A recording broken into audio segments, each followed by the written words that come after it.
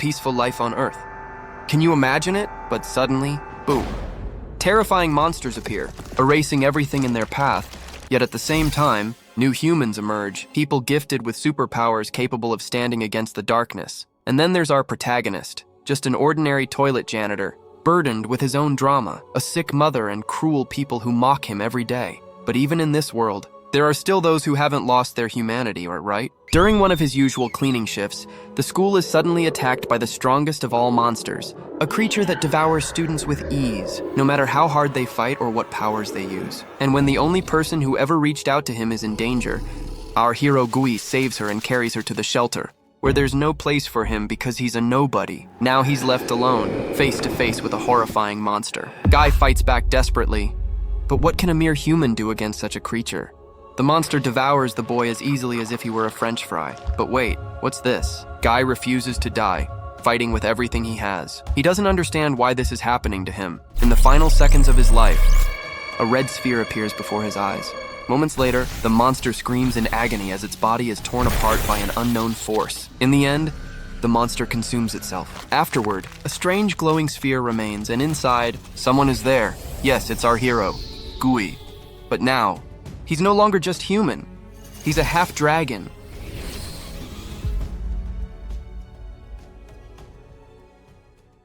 He finds himself not in a crater, but in a sterile hospital room. He questions his own survival, remembering being devoured whole. But a strange glowing mark on his palm catches his attention. It looks like a miniature galaxy, a remnant of his new power. Suddenly, a stream of energy erupts from the strange mark. It forms into a tiny, furious creature, still demanding its body back. The chibi dragon throws a tantrum, insulted by his confusion. It boasts about its magnificent horns and razor-sharp fangs. It proudly declares itself the king of all EVAs, the strongest species in existence. But Kurobohi Gui remembers the god of destruction, pointing out the obvious difference.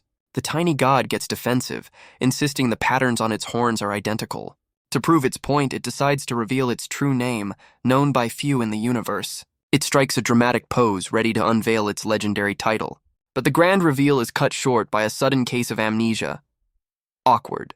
Having reached his limit, Kurobohi Gui decides to try a more hands-on approach. He unleashes a flurry of frustrated blows on the squishy little monster.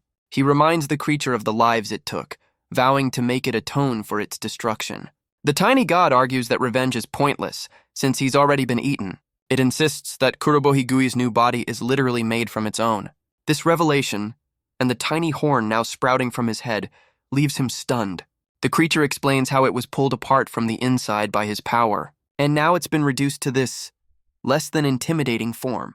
It screams that his body is now a vessel for the strongest species in existence. But their bizarre argument is cut short by the sound of approaching footsteps. The door to his room slides open with a sudden whoosh. Standing in the doorway is none other than the ice wall witch, Huga Orion. Her stern expression melts into one of pure, tearful relief. He recognizes her immediately, but she introduces herself anyway. He casually suggests they use first names, completely ignoring the rank gap. But the friendly reunion is cut short by a stern lecture about his disobedience. He simply explains that he did what he could, a janitor's humble creed. Her frustration manifests as a sudden, chilling frost filling the air. The temperature in the room plummets, a side effect of annoying an S rank. She unleashes her aura, demanding to know the truth of that day. She asks how he survived and why the legendary beast simply vanished. But Kurobohi Gui is stuck on one detail. He's been out for a whole week. She confirms his long nap and prepares to show him what he's missed. She shows him a news report detailing the aftermath of the attack. Officially, the monster vanished, and all surveillance was destroyed. The only lead is a single eyewitness who saw a boy at the scene. But with no other details, the world is left completely in the dark. The gears in Kurobohi Gui's head slowly begin to turn. He realizes with a jolt that the mysterious survivor is him. Huga Orion confirms his suspicion, demanding he tell her everything. She's not just a student, but an S-ranker on a mission, an impressive resume for a high schooler. Her power flares as she pressures him for the truth. But Kurobohi Gui plays dumb, claiming he can't remember a thing. He starts to confess what happened that day. But the tiny god telepathically screams at him for being a fool. Huga Orion notices his sudden pain, but he plays it off as a headache. The creature warns that humanity will kill him if they learn the truth. Kurobohi Gui hesitates, caught between his conscience and his safety. He briefly agrees that lying might be the only way to survive, but his stubborn pride refuses to let him take the easy way out. He grabs the tiny god, declaring that lying is not an option, a man of principle, even when it's a terrible idea. He reveals everything, showing her the miniature god as proof of his new power. The S-rank elite can only stare, her mind struggling to process the truth. But Huga Orion just stares, completely baffled by his empty hands. The tiny god realizes she can't see or hear him at all. Her patience gone, she summons a shard of ice, demanding the truth. But their tense standoff is interrupted by a shadow falling from the sky. The tiny god looks up, recognizing the approaching entity. Hyuga! Orin presses on, telling him humanity's fate is at stake. The creature screams at Kurobohigui to run, a warning he doesn't understand. A winged beast shatters the window, crashing into the hospital room. The S-rank elite shields herself as our boy realizes he's out of time. Huga. Orin prepares to fight, her power swirling around her hands. Huga Orion summons her absolute ice wall, shielding them from the beast. The sheer force of the impact sends them skidding across the floor. She recognizes the creature as another EVA, but far more powerful. The tiny god panics, screaming for Kurobohigui to escape immediately. It warns that this new monster is beyond S-rank and has come for him. The creature explains that most EVAs on Earth are its former punching bags, but now that it's weakened, this new predator has come to finish the job. And by finish the job, it means eating Kurobohigui's body. A truly terrible roommate situation. The winged beast slams into the barrier, its power cracking the ice. Huga Orion strains, her ultimate defense failing against this new threat. The winged beast shatters her defense with a single brutal strike. Kurobohigui shoves her back, urging her to run while he draws its fire. But the S-rank elite refuses to abandon a civilian in need. She reaffirms her duty, declaring she will protect him at all costs. Huga Orion unleashes a storm of 1,000 ice pillars. The attack lands, seemingly skewering the massive creature from all sides. She boasts that a monster of this level is no match for her. Famous last words. But her confidence evaporates as the beast stands completely unharmed. She realizes with horror that her ice was instantly melted away. In response, the winged EVA begins to charge a devastating counterattack. Huga Orion screams for him to hide, preparing to shield him with her own body. But the tiny god sees a perfect chance for a tactical retreat. It urges him to escape while the monster is focused on the ice wall witch. But instead of running away, Kurobohigui charges straight toward the beast. Huga Orion yells at him to stop, reminding him that he's completely powerless. But a familiar defiant smile spreads across his face. He declares that if the monster is after him, then he'll be its opponent. His reckless taunt works, drawing the creature's undivided attention. And now that he has it, he realizes he has absolutely no follow-up plan. He spots a tree below, forming a desperate strategy to lead the beast away. The tiny god panics, furious that he's risking its new body. But Kurobohigui yells back that they have no other choice. He pushes off the ground, his new power surging through him. And with a single explosive leap, he soars into the sky. He can't believe what's happening, his mind reeling from the sensation. For the first time, the powerless janitor is flying high above the city. The rush of power feels incredible, a feeling he's never known. But his excitement turns to panic as he realizes he has no exit strategy. Gravity reasserts itself, sending our hero plummeting back to Earth. He tells the tiny god to stay calm, determined to figure out a landing. The runes on his arm flare to life, a strange power coursing through him. He hits the ground like a meteor, a brilliant flash of blue energy. He lands perfectly, cracking the earth beneath his feet. Not bad for a first flight. He braces for the impact, expecting every bone in his body to shatter. But to his utter shock, he feels absolutely nothing. He questions how he could survive a fall from that height without a scratch. The tiny god smugly explains that it lent him a bit of its power. Just then, a blast of energy obliterates the spot they were just standing. The winged beast descends, and the tiny god urges him to run. With a terrified scream, Kurobohigui sprints away from the diving predator. The tiny god offers a simple, terrifying deal in exchange for its help. It warns that the winged beast will obliterate everything in its path. The choice is stark: sacrifice his body or watch everyone die. With a demonic grin, it presses him for an immediate answer. Kurobohigui is completely stunned by the impossible ultimatum. He demands to know what the creature means by handing over his body. The tiny god claims the body is rightfully its own, just on a long-term lease. It reminds him that his recent superhuman jump was only possible with its power.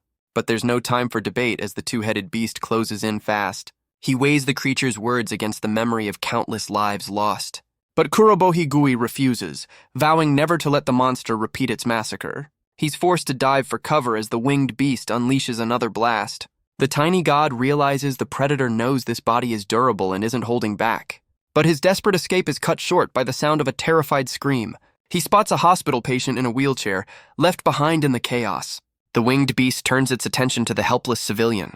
Without a second thought, Kurobohigui charges, trying to draw its fire. The tiny god screams at him to stop, insisting he just hand over the body. But our boy realizes if his body is truly the strongest, then he has to act.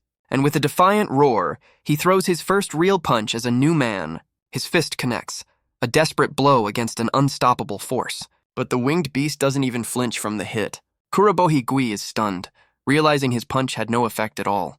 The tiny god reminds him that without its will, he's just a powerless human. In response, the winged beast charges a blast of pure destructive energy.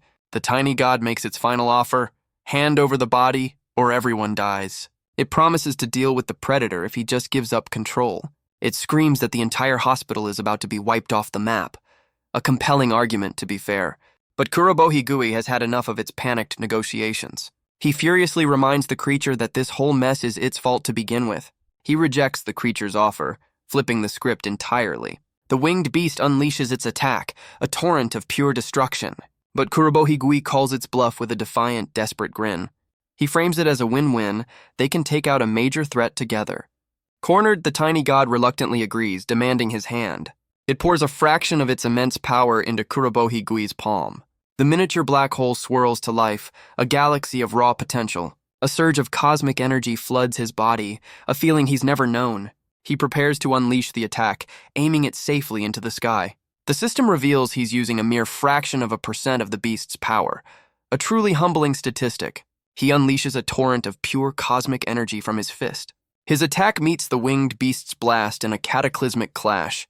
The two forces collide, threatening to tear the very sky apart.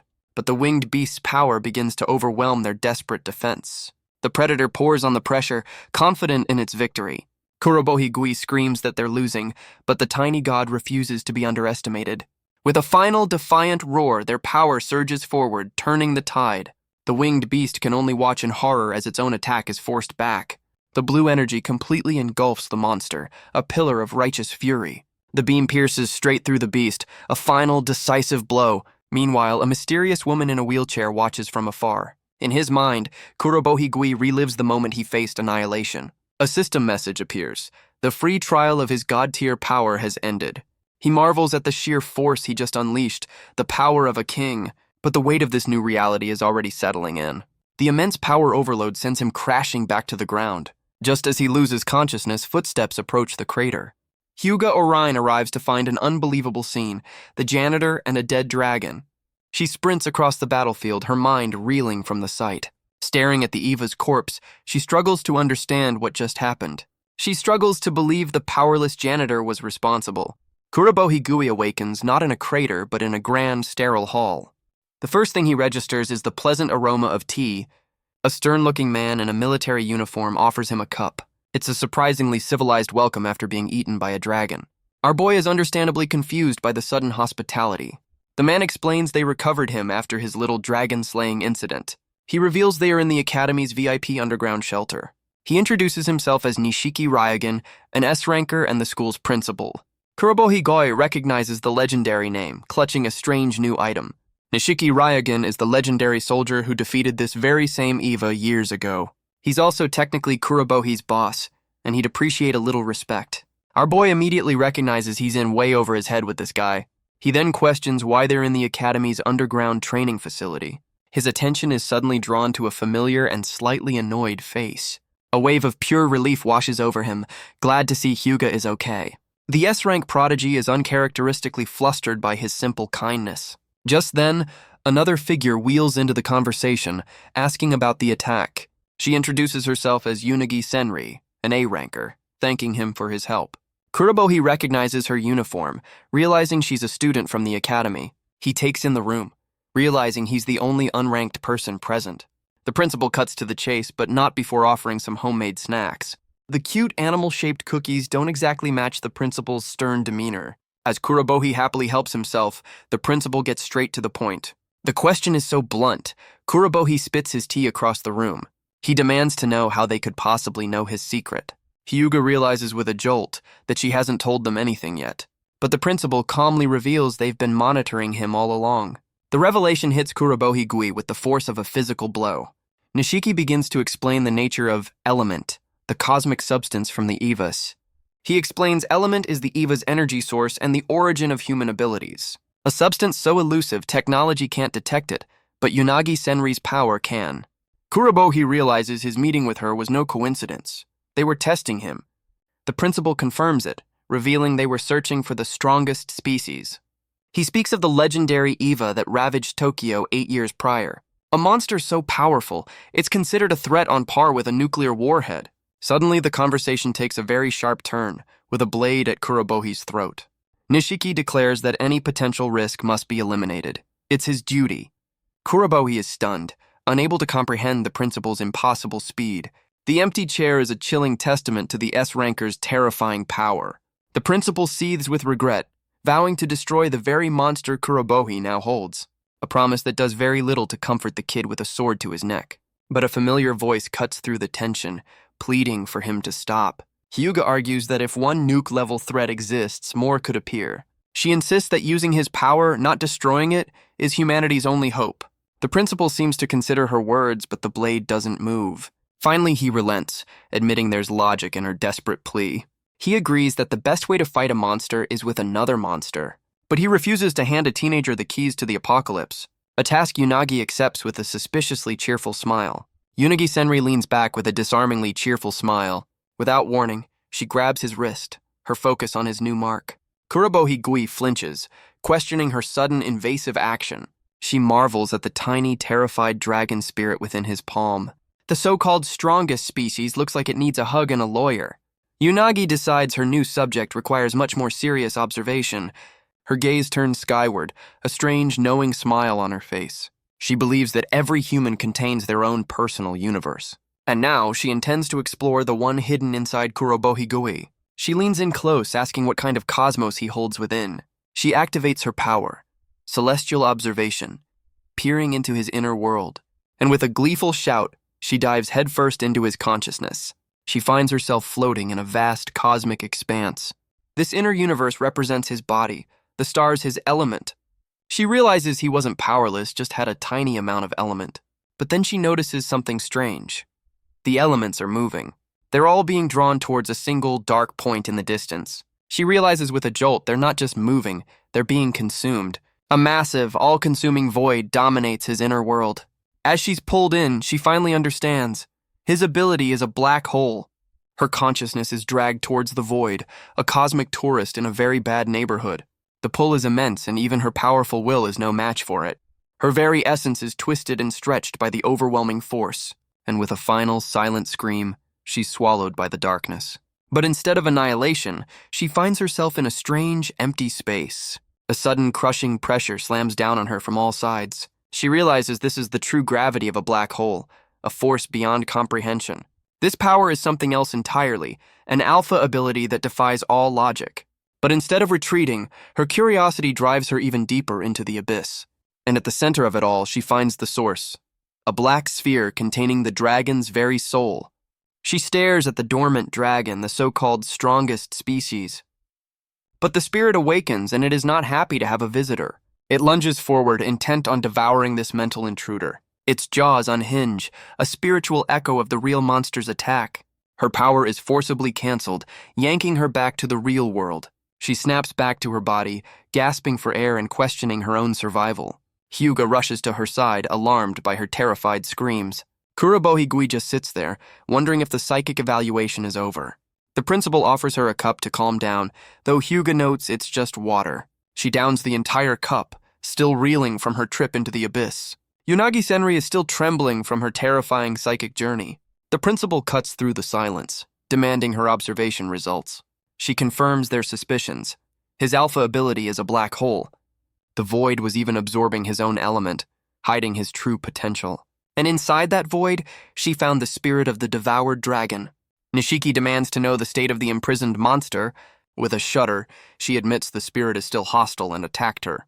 In a flash of steel, the principal draws his blade. And for the second time today, Kurobohigui has a sword to his neck. Huga screams at him, horrified by his sudden aggression. The principal explains his reasoning. The dragon spirit is a threat. If the spirit breaks free, it could unleash the Eva's full power on the world. The tiny dragon spirit offers its power, urging Kurobohi to fight back. Kurobohi calmly translates the offer, much to everyone's surprise. Unagi explains his power separated the Eva's body and soul, but the principal sees this as an even greater threat. He refuses to let a walking nuke be influenced by a hostile spirit.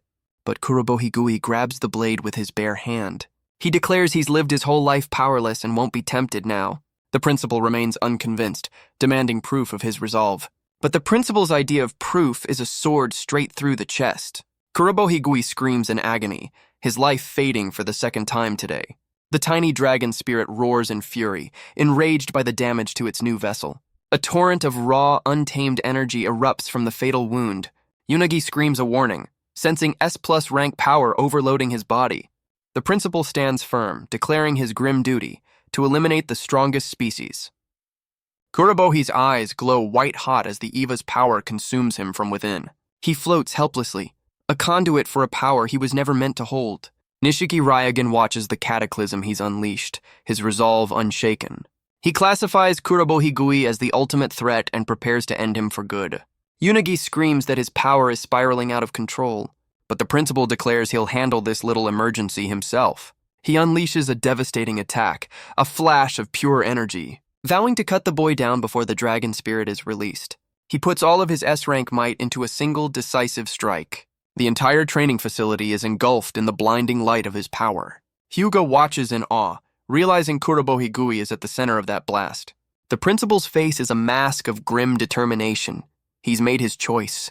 The raw energy of the attack tears through the chamber. This is overkill on a whole new level. But instead of being obliterated, Kurobohigui floats peacefully in the eye of the storm. The Eva's power erupts, forming a spectral dragon around Kurobohigui. Nishiki is stunned by the sheer amount of element pouring from the boy. He decides to double down, preparing another, more powerful strike. A wave of pure energy cuts through the air towards its target. He unleashes a furious barrage, determined to overwhelm the boy's power. The S-ranker's blade glows with the intent to end this once and for all. His attack connects, a direct hit on the unconscious Kurobohigui. The principal's face is a mask of grim determination. His choice is made. Huga realizes with horror that the attack did nothing, and she needs to intervene. Her mind flashes back to his final, selfless act at the shelter door. She resolves to protect the boy who saved her life, but Kurobohigui's own power begins to react on its own. The tiny dragon spirit awakens within his palm, and it openly mocks the principal's failed attempts. The S-ranker's pride is clearly stung by the taunt. He accepts the challenge from the pint-sized powerhouse. The principal takes his distance, preparing for a real fight. He declares he's done holding back and will go all out. His blade gathers a terrifying amount of raw energy and unleashes a spectral beast of pure destructive force. A swirling vortex of golden energy fills the entire chamber, but the dragon spirit seems more amused than threatened by the display. Unagi realizes he's gathering all the element in the room for one attack. Two colossal forces of nature prepare to collide in the training hall.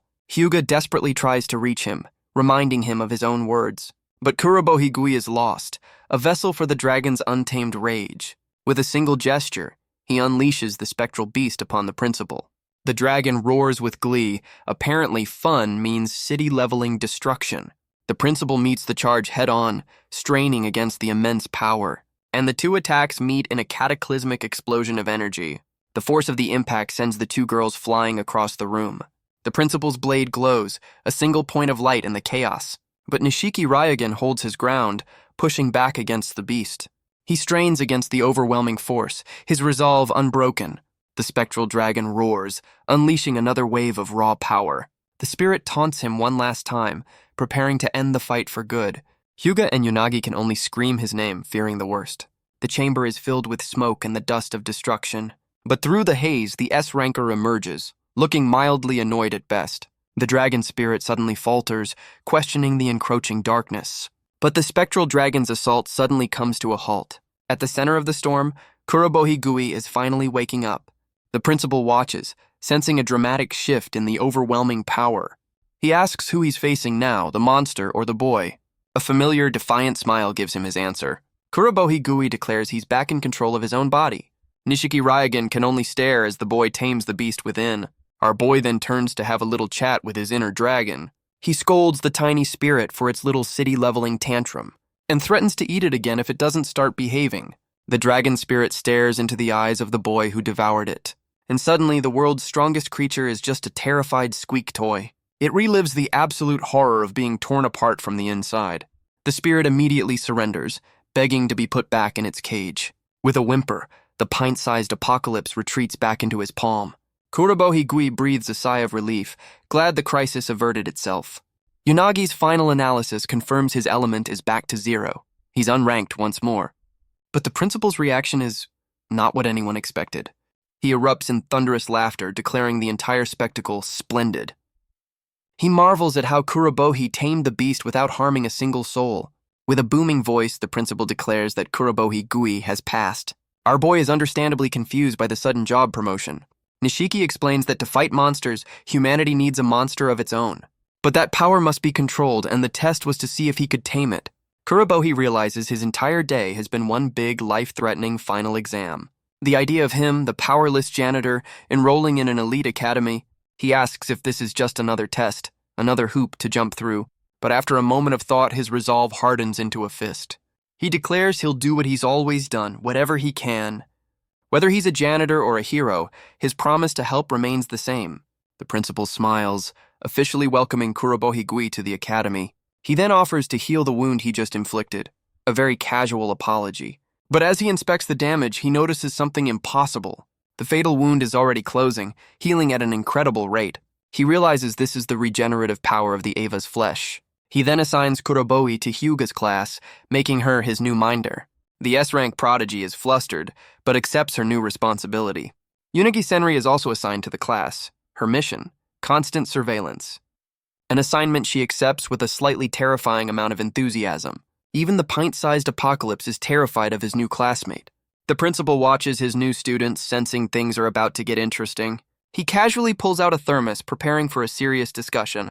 He offers Huga some tea, ever the prepared and slightly eccentric S-ranker. After a quick sip, he gets down to business with a very serious order. He gives her a grim directive. If Kurobohi loses control, she must kill him. The S-rank prodigy is stunned by the weight of her new mission. He explains that with him off and away, she is the last line of defense. She recalls her ultimate defense being shattered, doubting her own strength. The principal acknowledges her previous failure against the very same monster, but he insists her true alpha ability is more than enough to stop the boy. He calls her out, suggesting she could have stopped the Eva if she'd truly wanted to. The accusation hits hard, leaving the S-rank prodigy unable to defend herself. He reminds her that as one of only 10 S-rankers, protecting the country is a duty, not a choice.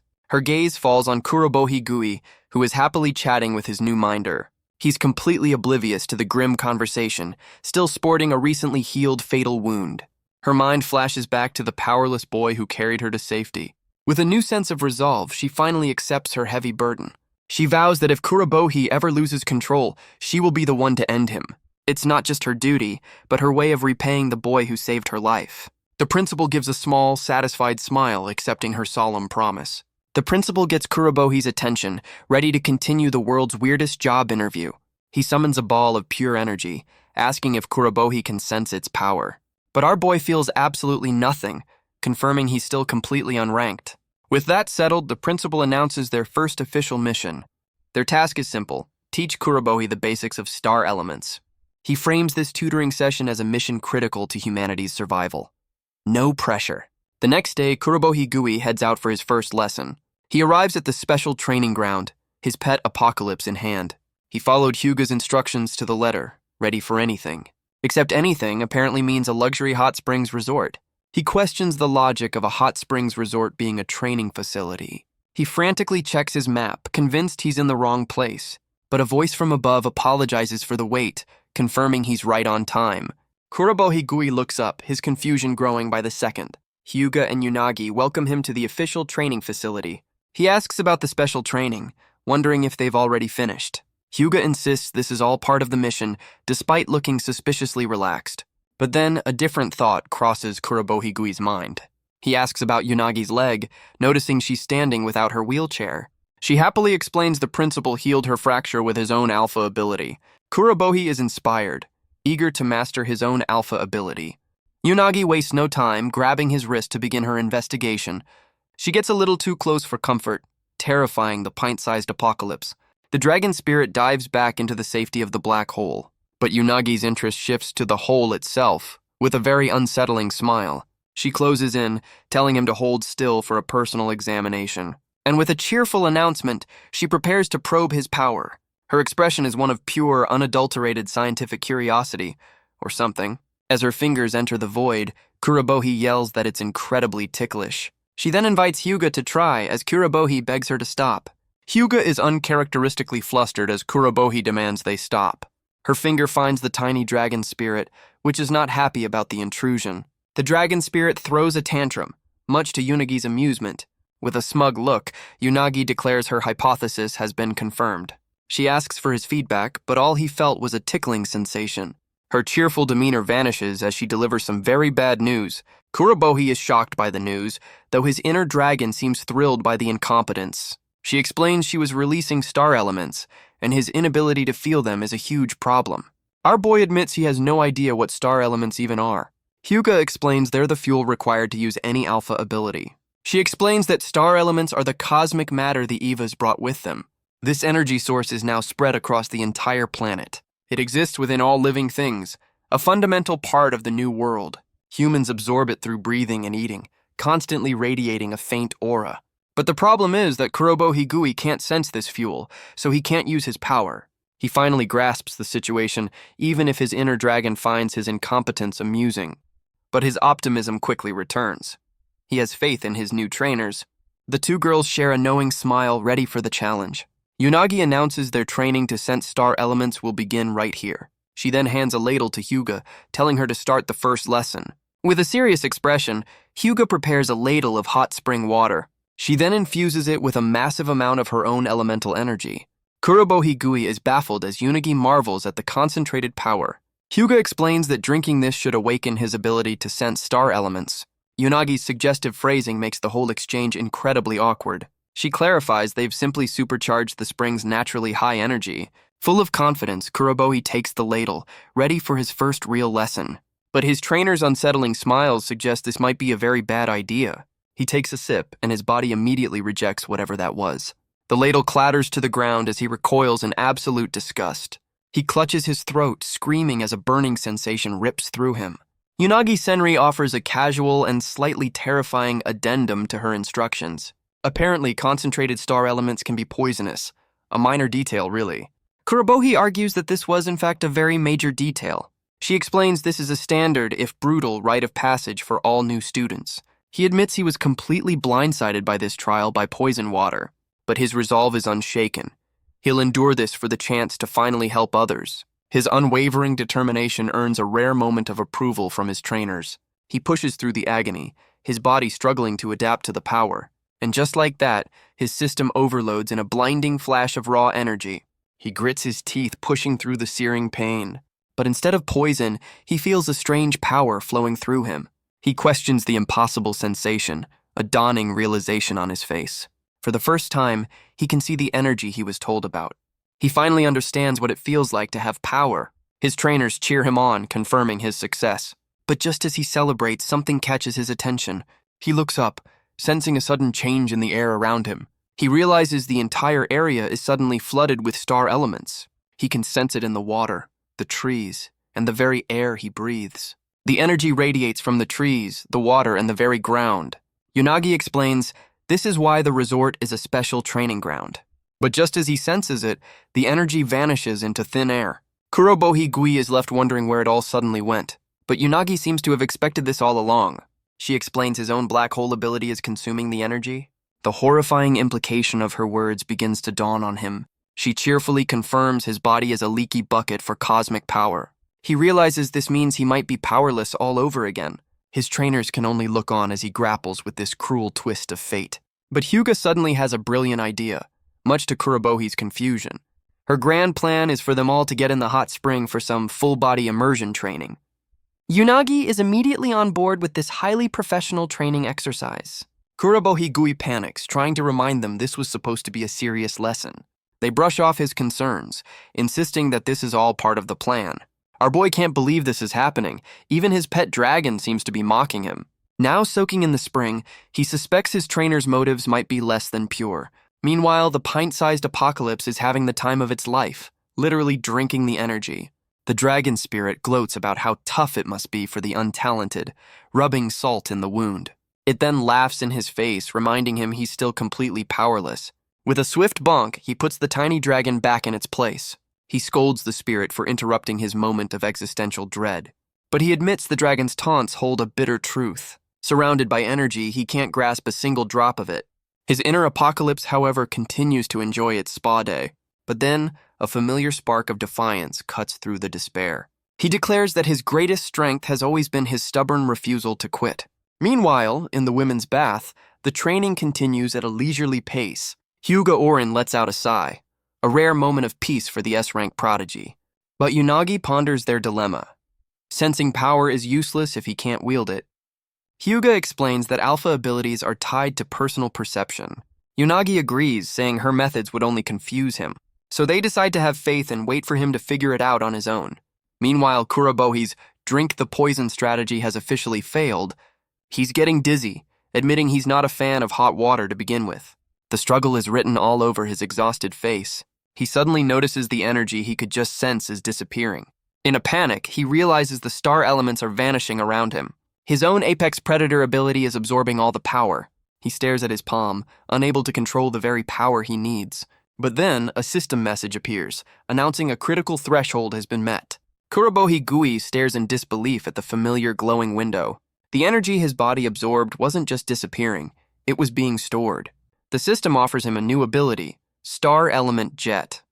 Confused but desperate, he accepts the unknown power-up. On the other side of the resort, a sudden tremor shakes the ground. Huga and Unagi are jolted from their relaxation by the violent shockwave. A colossal pillar of golden energy erupts from the men's bath. So much for a quiet spa day. Realizing the source of the chaos, they sprint towards the disturbance. Huga screams his name, fearing the worst has happened. Huga finds him standing in the steam, completely unharmed. He apologizes for the commotion, looking a little embarrassed. He explains a system window appeared, letting him use his power. Our boy gives an awkward laugh as if this happens all the time. His trainers are left speechless, demanding an explanation. The next morning, Kurobohigui prepares for a new beginning. He's no longer the janitor, but an official resident student. He prepares for the first day of the rest of his life. He walks with newfound confidence, his pet apocalypse in tow, but a familiar voice greets him on his way to class. Huga and Unagi are there to greet him, complimenting his new look. Unagi immediately makes things weird, as is her custom. Even his inner apocalypse finds his embarrassment absolutely hilarious. But then Unagi gets serious, asking if he can control that new power. A flashback reveals his attempt to use it was less than successful. The pint-sized dragon became the unfortunate target of his wild power, and it is still very, very salty about the whole experience. He admits he can't control it, much to Unagi's scientific curiosity. He theorizes he needs to store a certain amount of energy first. Huga confirms his black hole absorbed energy from the entire resort. Huga complains that his little power vacuum ruined their own training. Kurobohigui offers a frantic apology, which she quickly dismisses as a joke. He's surprised to learn the Ice Wall Witch even has a sense of humor. But she gets serious, saying what matters is that he can finally use his power. Together, they resolve to grow stronger as students of the academy. Kurobohigui accepts their camaraderie with a determined smile. He then gives a formal bow, thanking them for the opportunity to learn. The S-rank prodigy is completely flustered by his sudden sincerity. He explains he just wants to start his new life the right way. With a proud smile, Huga declares he's already a true student. But he suddenly waves them off, saying he has a quick stop to make. Huga calls out in a panic, worried he'll be late for his first day. He just shouts back that he'll make it, sprinting off with purpose. As Huga frets, Unagi simply smiles, finding his earnestness charming. His destination, however, is not the academy, but the 8th City Hospital. He sits at the bedside of his mother, who remains unconscious. He apologizes for not visiting, explaining that a lot has happened. She lies still, a silent figure in the quiet hospital room. He stands proudly, showing off his new uniform and announcing his admission. And he renews his promise to use his new power to help everyone, just like she taught him. He takes one last look at the woman who gave him his conviction. With a smile, he promises to visit again soon, his new life waiting, and with a final farewell, he steps out to face his first day. The door clicks shut, leaving the room in a heavy, somber silence. His inner dragon senses a strange energy, but decides it's not his problem.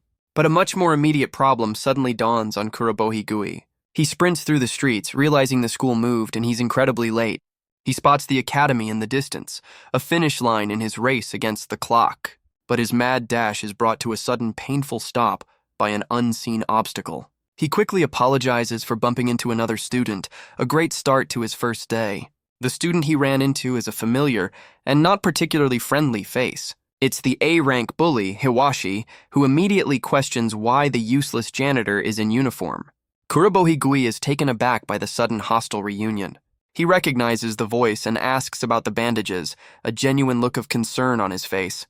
But Hiwashi takes the question as a deep insult to his pride. He grabs Kurobohi by the collar, screaming that he doesn't need pity from the likes of him. But Kurobohi calmly explains he was grateful Hiwashi stood up to the monster for everyone.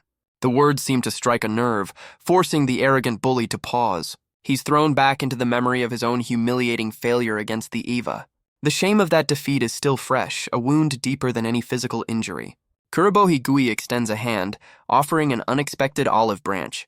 He introduces himself as a new student, hoping they can be comrades. But his offer of peace is violently slapped away. Hiwashi explodes in a torrent of flame, taking the gesture as pure mockery. He screams that he'll burn the former janitor, uniform and all.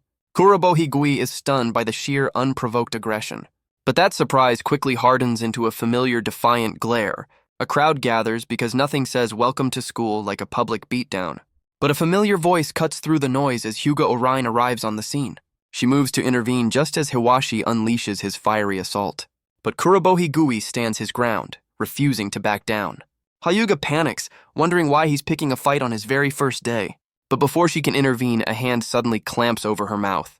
Yonagi Senri holds her back with a mischievous, knowing smile. She suggests they just watch for a bit, finding the whole situation rather interesting. Yonagi calmly notes that Hiwashi is an A-ranker with actual combat experience. She argues that if Kurobohi wants to survive here, he needs to prove his strength. Huga can only watch with growing concern, her faith in him being tested. Hiwashi unleashes a massive sphere of pure, concentrated flame. The attack screams towards Kurobohi Gui, who braces for the inevitable impact. Hiwashi unleashes a furious barrage, mocking Kurobohi for dodging. But our boy is surprisingly nimble, weaving through the storm of flames. He panics, realizing his new jet ability isn't responding. His inner dragon, however, is a terrible cheerleader. Desperate for a solution, his eyes fall to the mark on his palm. And in that tiny galaxy, a new dangerous idea begins to form. Hiwashi grows frustrated, preparing a much larger attack. He unleashes his ultimate attack, a massive beam of pure fire. But instead of running, Kurobohi Gui stands his ground. With a roar, he thrusts his hand forward, aiming the black hole at the blast. The tiny dragon watches as the void begins to devour the inferno. The black hole strains, pulling the inferno into its tiny event horizon. But the sheer volume of energy is far too much to contain. The resulting blast sends Kurobohi Gui flying backwards through the air. He crashes to the ground, his uniform scorched from the impact. Hyuga and Yonagi can only watch in horror, screaming his name. The crowd erupts in cheers, mocking the fallen janitor. He questions why his power failed, the flames getting through his defense. His inner dragon throws a tantrum, while Kurobohi explains his flawed logic. He realizes his mistake. The flames are just a product of star elements, not the raw energy itself. And that's a very bad lesson to learn against an A-ranker with unlimited ammo. The dragon spirit offers its power, a tempting deal from the devil on his shoulder. It paints a grim picture of destruction, urging him to embrace the chaos. From above, Hiwashi mocks his resilience, calling him a stubborn pest. The A-ranker is genuinely surprised the former janitor is still conscious. But Kurobohi Gui's glare is one of pure, unyielding defiance.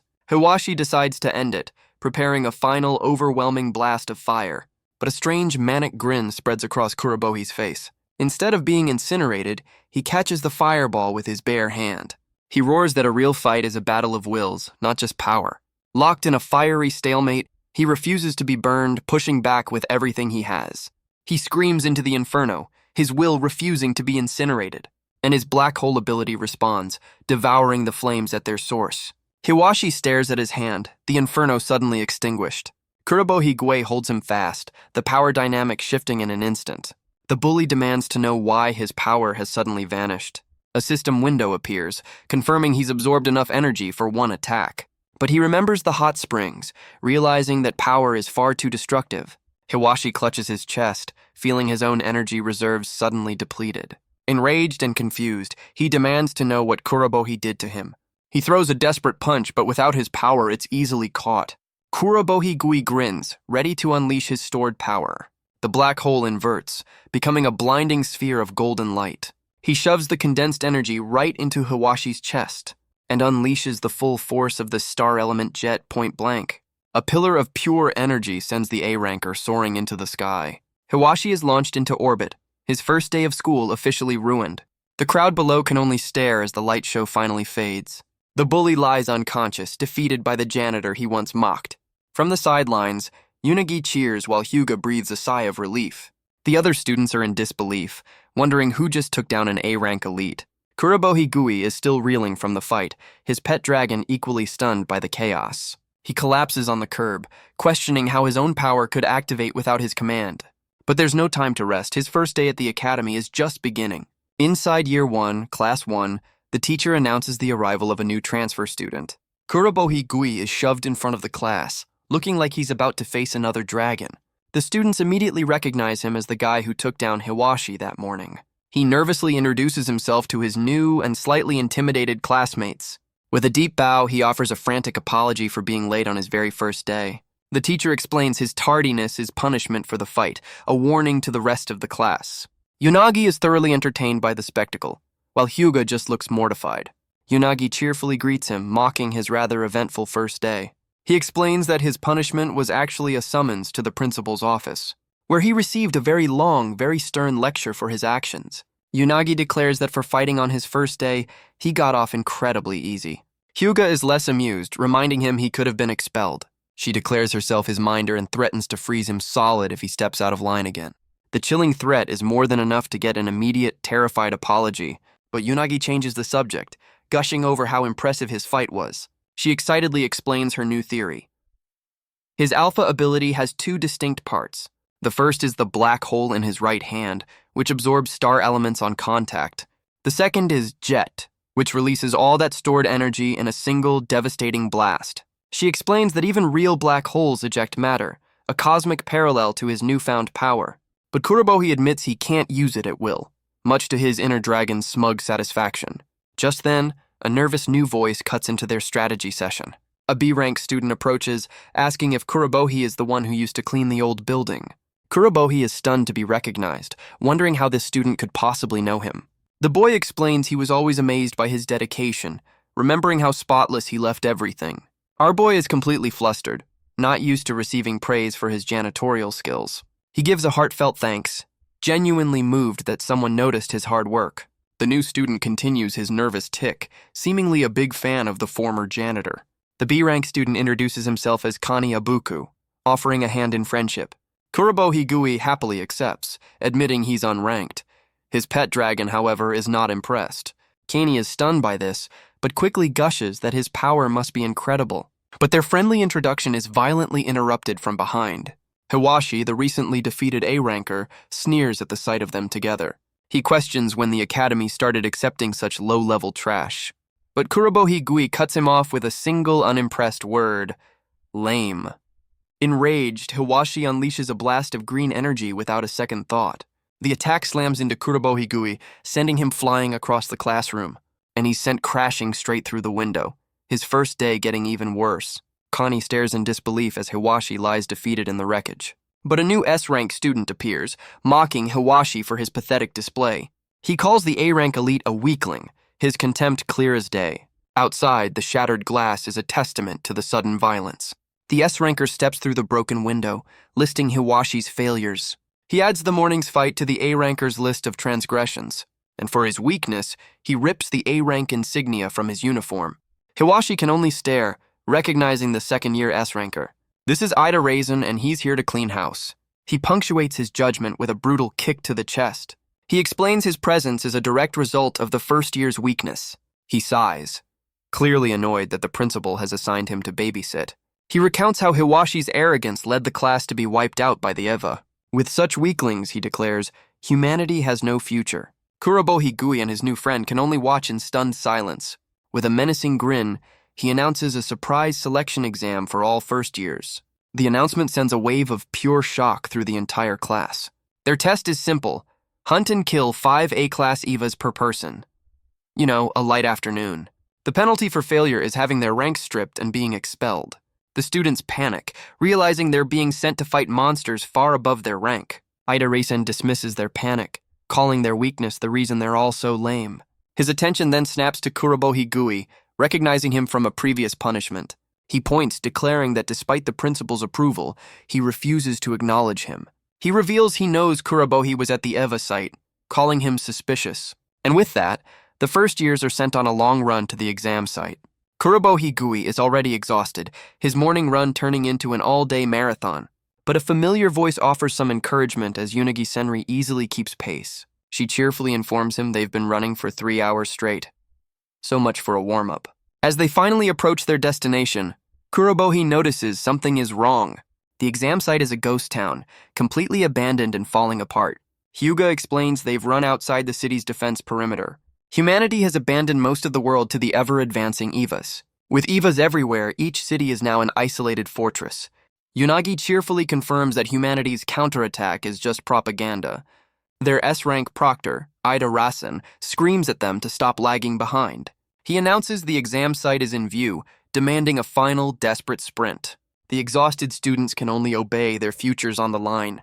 But Ida Rasen's attention is focused on one particular student. He points directly at Kurobo Higui, outing him as the boy from the Eva site. Kurobohi realizes his secret is in danger, and with it, his very life. He spots his new minders up ahead, pushing himself to keep up. After hours of running, even his trained stamina is reaching its limit. They finally arrive at the exam site, which is just a forest. He begs for a moment to catch his breath, completely exhausted. Hyuga is genuinely impressed he could keep pace with the elite students. He explains that without powers, he focused on stamina, and it paid off. The S-rank prodigy is surprisingly moved by his simple dedication. But their proctor has no time for breaks, demanding they gather for instructions. Ida Raisin confirms their impossible task: hunt 5 A-class Evas per person. And if they fail, their academic careers are officially over. No pressure. The students can only stare in disbelief at the impossible task. One brave soul speaks up, arguing A-class Evas are far beyond their B-rank abilities. Ida Raisin's response is a single contemptuous word: lame. In a flash of green light, he moves with impossible speed. The protesting student can only stare, a sudden draft on his shoulder. Ida Raisin shatters the boy's rank badge, expelling him on the spot. The others watch in horror, unable to even track the S-ranker's movements. He lectures them on the harsh reality of the battlefield. Kurobo Higui listens intently, while his inner dragon preens at the mention of its power. His final lesson is simple: overcome your limits or die trying. The S-ranker's brutal lesson leaves the remaining students terrified. But his words light a fire, their pride as elite students reignited. With a roar of determination, they charge headfirst into the forest. Kurobo Higui follows, vowing to do whatever he can to pass. Huga and Unagi watch them go, wondering how many will survive. Huga explains the grim math. A-class Evas are tanks, and B-rankers are just infantry. Unagi calls it an impossible game, but Huga resolves to support them from afar. But their proctor has other plans, announcing a special exam just for them, an assignment they are clearly not thrilled to receive. Meanwhile, Kurobo Higui sprints into the forest, but his enthusiasm is about to meet a harsh reality. He realizes the first problem with his impossible task. He has no idea where to find his targets. His inner dragon, however, is thrilled by the prospect of a hunt, offering to take over for a bit. An offer that Kurobo Higui immediately and silently rejects. A flashback reveals the principal found his first-day brawl rather amusing, but he warned that admiration alone wouldn't be enough to keep him safe. He gives a grim order: if other S-rankers learn his secret, they will try to eliminate him. Kurobohi realizes he's surrounded by people who could kill him at any moment. Fun times at the academy. Back in the present, he firmly rejects the dragon's help, determined to pass this test on his own. The pint-sized apocalypse is absolutely heartbroken by the sudden rejection, but it quickly recovers, offering its full support from a safe, non-possessive distance. The dragon continues its helpful feedback, calling him suspicious and a few other choice words. But his internal debate is cut short by a sudden tremor and a distant scream. He finds the source, a colossal one-eyed beast towering over a fallen student. He recognizes his new friend, Kaney, helpless before a real, live Eva. The monster's eye glows with a terrifying red light, its power immense. Kaney can only scream, paralyzed by the sheer terror of the beast. Kurobohigui is stunned by its sheer scale, far larger than he imagined. He realizes with a jolt that this must be one of the A-class Evas. The beast raises a massive limb, preparing to crush Kaney like an insect. Its attack slams down with incredible force, and Kaney can only scream. But the crushing blow never lands, stopped by a shimmering, transparent barrier. Kurobohi realizes his new friend's power is a defensive bubble, though it seems to be fueled by pure terror. Without a second thought, he sprints forward, vowing to save his classmate. But he quickly realizes his energy reserves are completely empty.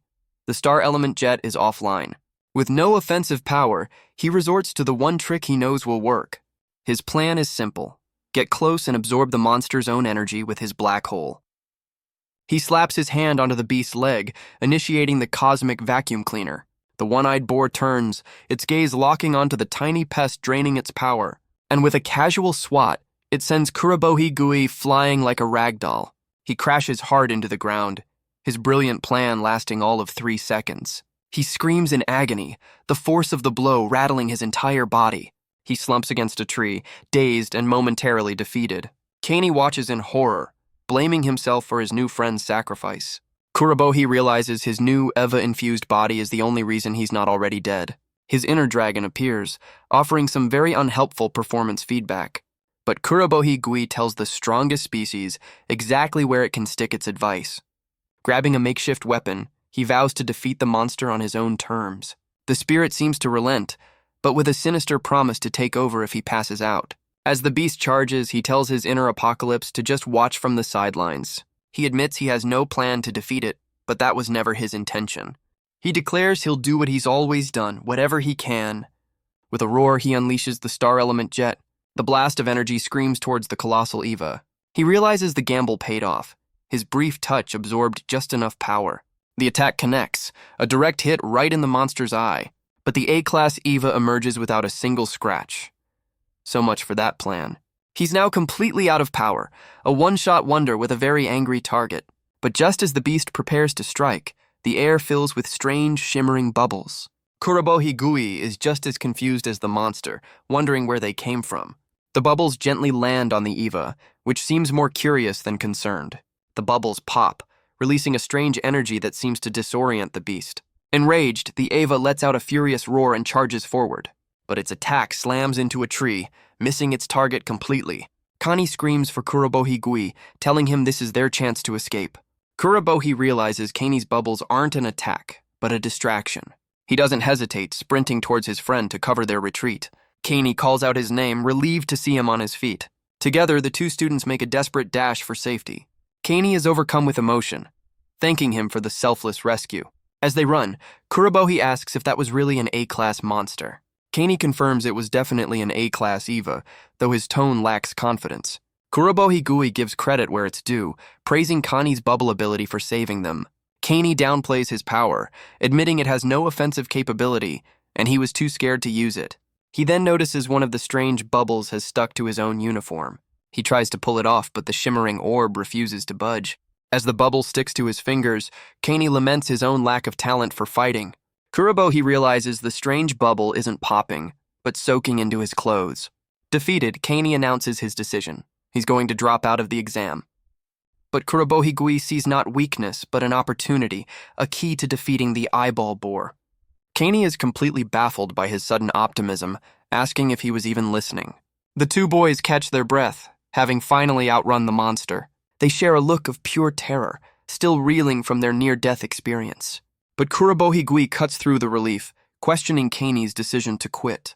Kaney confirms it, his voice full of resignation as he admits he has no talent. Kurobohi is baffled, arguing that getting into this elite school is proof enough of his worth. To explain, Kaney prepares to demonstrate his so-called useless alpha ability. His power is creating sticky bubbles, not exactly a city-leveling superpower. He explains that in a school that values raw destruction, his ability is worthless. A painful memory reveals he's been mocked his entire life for his weak power. But while Kaney wallows in self-pity, Kurobohi is on the ground, examining the bubbles with intense curiosity. But Kurobohi Gui explains that these bubbles are actually incredible. He's discovered their true nature. They don't just stick, they solidify whatever they touch. With a brilliant smile, he declares, "This power is perfect for hunting Evas." But Kaney begs him to stop, crushed by a lifetime of failure and ridicule. He asks how Kurobohi can be so cheerful when his own power just failed spectacularly. Kurobohi's smile softens, admitting that Kaney has a point. He then shares his mother's wisdom. A person's worth is defined by their actions, not their abilities. With renewed fire, he declares they'll defeat the monster together because he has a plan. All he needs is for Kaney to lend him his so-called useless power. Kaney can only stare, completely stunned by this sudden, impossible offer of teamwork. Back in the forest, the two boys track down their target. Kurobohi Gui notes that the effects of the bubbles have worn off, but he's got a new plan, and it starts with a single, ordinary rock. With a determined shout, he puts his brilliant strategy into motion. The rock connects, a direct hit right on the monster's rear flank. The Eva turns, more confused than hurt by the sudden pebble assault. Kurobohi stands his ground, taunting the beast to draw its attention. The plan works a little too well as the Eva charges with a furious roar. He turns and sprints, leading the monster exactly where he wants it to go. The A-class beast thunders after him, closing the distance with terrifying speed. But Kaney is frozen in place, convinced he'll only be a hindrance. Kurobohi Gui just shouts back that it's fine, he'll do what he can. With a roar, he continues the chase, leading the monster away. But the Eva is far faster, its tusk catching him in a brutal blow. He's sent flying. A scream of pure agony torn from his lips. He crashes hard to the ground as the beast thunders past. Pushing through the pain, he forces himself to keep running. But the monster is gaining on him, its shadow swallowing him whole. Just as it's about to strike, the air fills with a familiar, shimmering sight. Kaney's bubbles swarm the beast's legs, a last-ditch effort from his terrified friend. The bubbles pop, solidifying into a sticky trap around the monster's legs. The A-class Eva's charge is brought to a sudden, frustrating crawl. Kurobohi Gui sees the plan working, shouting his approval as he continues to run. Kaney pushes past his fear, unleashing a torrent of his once mocked ability. He admits he can't keep up, but vows to do whatever he can to support his friend. Inspired by Kurobohi's unwavering faith, he finds a new resolve. Kurobohi sees the monster is finally slowed, realizing their window of opportunity is open. He sprints towards a pre-placed marker, the next phase of their brilliant last-minute plan. He shouts as he reaches the designated spot, their trap now perfectly set. And just as the Eva reaches the marker, a hidden trap is sprung with a blinding flash. Kurobohi Gui leaps into the air, narrowly avoiding the Eva's furious charge. The monster roars in confusion, its momentum carrying it forward. But the ground beneath it suddenly gives way, revealing their hidden trap. The A-class beast plummets, its rage lost in the sudden jarring fall. Kurobohi celebrates as the monster lands squarely in their makeshift pitfall. But he's not done yet, leaping down into the pit after his prey. He lands directly on the monster's head, a perfect 10 for the dismount. He explains the pit is filled with Kaney's useless bubbles, now a perfect cage. He declares that with the right strategy, any power can be a weapon. And with that, he unleashes his black hole, ready to drain the beast dry. The system confirms he's absorbed enough energy for a single attack. Without a moment's hesitation, he accepts the power-up. He unleashes the full force of the star element jet point blank. The blast obliterates the monster, leaving him standing on its remains. He erupts in a cheer, celebrating their hard-earned victory. But his celebration is cut short by a strange golden light from the corpse. The light intensifies, erupting in a blinding flash. The resulting explosion sends him flying backwards through the air. Apparently, Evas have a self-destruct feature. He crashes to the ground, his inner dragon offering zero sympathy. And where the monster once lay, a single glowing gem now floats. Kurobohi Gui stares at the strange eye-like jewel left in the monster's wake. Kaney scrambles down into the pit, calling out to make sure his friend is all right. Our boy brushes himself off, complaining more about his bruised pride than the actual fall. But Kaney's attention is fixed on the glowing stone, a look of dawning realization on his face. He identifies it as an element stone, the crystallized core of a defeated Eva. He explains that each stone holds the unique properties of the monster it came from. Kurobohi finally understands, realizing he missed this little detail after his first kill. Caney confirms these stones are concentrated power, and therefore incredibly valuable. They can be used to refuel abilities, forge weapons, or just make you ridiculously rich. But his inner dragon sees only a key to its freedom and asks to hold the stone. For purely innocent reasons, of course. The dragon spirit promises it's a great idea with a grin that screams terrible idea, an offer that Kurobohi Gui immediately rejects with a swift bonk. He tells the spirit he's not falling for its suspicious-looking face. Caney asks if he's okay, forcing Kurobohi to play off his one-sided argument as talking to himself. He quickly changes the subject, giving Caney full credit for their victory. Caney is overcome with emotion, thanking him for believing in him. With their confidence restored, they resolve to hunt the remaining 9 monsters together. Elsewhere in the forest, Ida Rasen stands over 2 defeated students. He scoffs at their weakness, questioning how they even achieved their ranks. His victims are none other than Huga and Unagi, their special exam apparently not going well. He questions how they can ever win a real fight with this level of training. His focus turns to Hyuga, demanding to know what she's even fighting for. He calls her out for her lack of killing intent, a fatal flaw in their world. Her mind flashes back to the principal's grim order to kill Kurobohi if needed. Ida Rasen warns that with her current resolve, she's as good as dead. The S-rank prodigy can only kneel in silence, unable to answer his challenge. He then turns his attention to Unagi, telling her to stop playing the fool. He reveals he knows she's been hiding her true alpha ability all along, but Unagi just smiles, cheerfully admitting that he's figured her out. The revelation leaves Huga completely stunned, her proctor looking smug. Ida Rasen delivers a final, chilling warning to the defeated girls. As night falls, he declares that the time for the exam is finally over. With a single step, he moves to gather the survivors. A small group of students presents their collected element stones. They are the few who managed to survive the impossible test. Out of 30 students, only 6 have returned. A pretty high failure rate, even for this school. He begins the final inspection, but a voice cuts through the silence. Kurobohi Gui and Kani arrive just in the nick of time. Our boy reaches into his pocket, ready to present their results. He proudly displays 10 stones, asking if their combined effort is enough to pass. Ida Rasen stares down the 2 latecomers, his expression unreadable. He questions their method, noting they worked together to meet the quota. Kurobohi argues they followed the rules, using their heads and abilities as instructed. The S-ranker scoffs but reluctantly accepts their logic.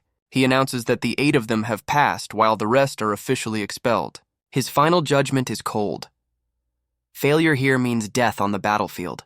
The grim reality of their world settles heavily on Kurobohi Gui. He then reminds them of their recent failure against the strongest species. The words hit Huga hard, a painful reminder of her own powerlessness. He reveals the exam's true purpose, to teach them the value of teamwork. Ida Rasen announces their next mission, a slight step up from their last one. The survivors are stunned by the news of an S-class Eva colony. Kurobohi Gui is understandably confused by the term colony. The S-ranker begins to explain the grim reality of their situation. The Evas are terraforming the planet, and civilian casualties are mounting. He reveals the exam was just a qualifier for this suicide mission. Huga and Unagi are also ordered to join, their duty as high rankers. Unagi's cheerful facade cracks, realizing they're probably all going to die.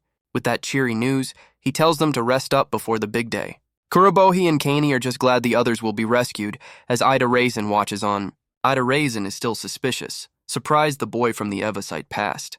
He'll use whatever tools he can, but he's watching Kurobohi closely. And if the kid steps out of line, he'll eliminate him personally. The next morning, the survivors are bussed out to their next mission. The mood is somber as the exhausted students try to rest. Kurobohi Gui stares into the darkness, their destination looming in his mind. He looks around at his sleeping and blissfully unaware classmates. Even the stoic Huga Orion has succumbed to exhaustion. Unagi is also out cold, proving even psychic surveillance needs a nap. He can't shake the feeling that this mission is happening far too soon. He reflects on his past, a life defined by powerlessness and pain. But now, for the first time, he has friends to fight alongside. He knows the Eva Nest colony is a mission he might not return from. The principal's warning echoes in his mind. His secret is a death sentence. He can't risk using the dragon's power, not with Ida Rasen watching. His only weapon is the jet, but it needs fuel he doesn't have. But his mother's words cut through the doubt, a familiar source of strength.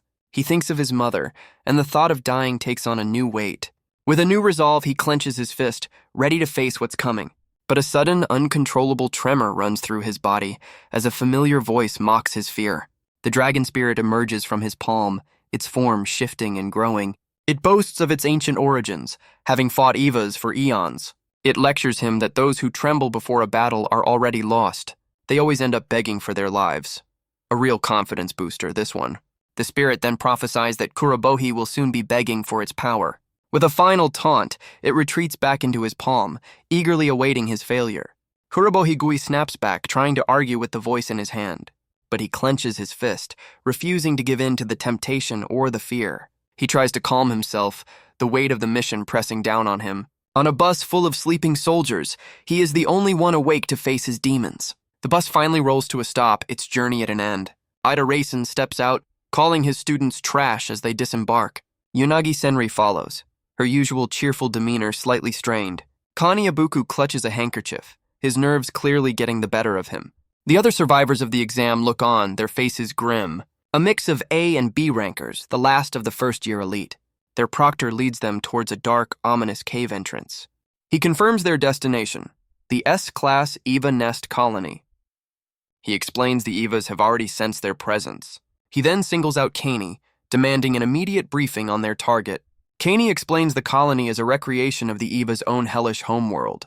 Worse, the air is toxic to their powers, limiting them to a fraction of their strength. Ida Raisin confirms the grim news, adding his signature insult for good measure. He explains that conventional weapons are completely useless against these monsters.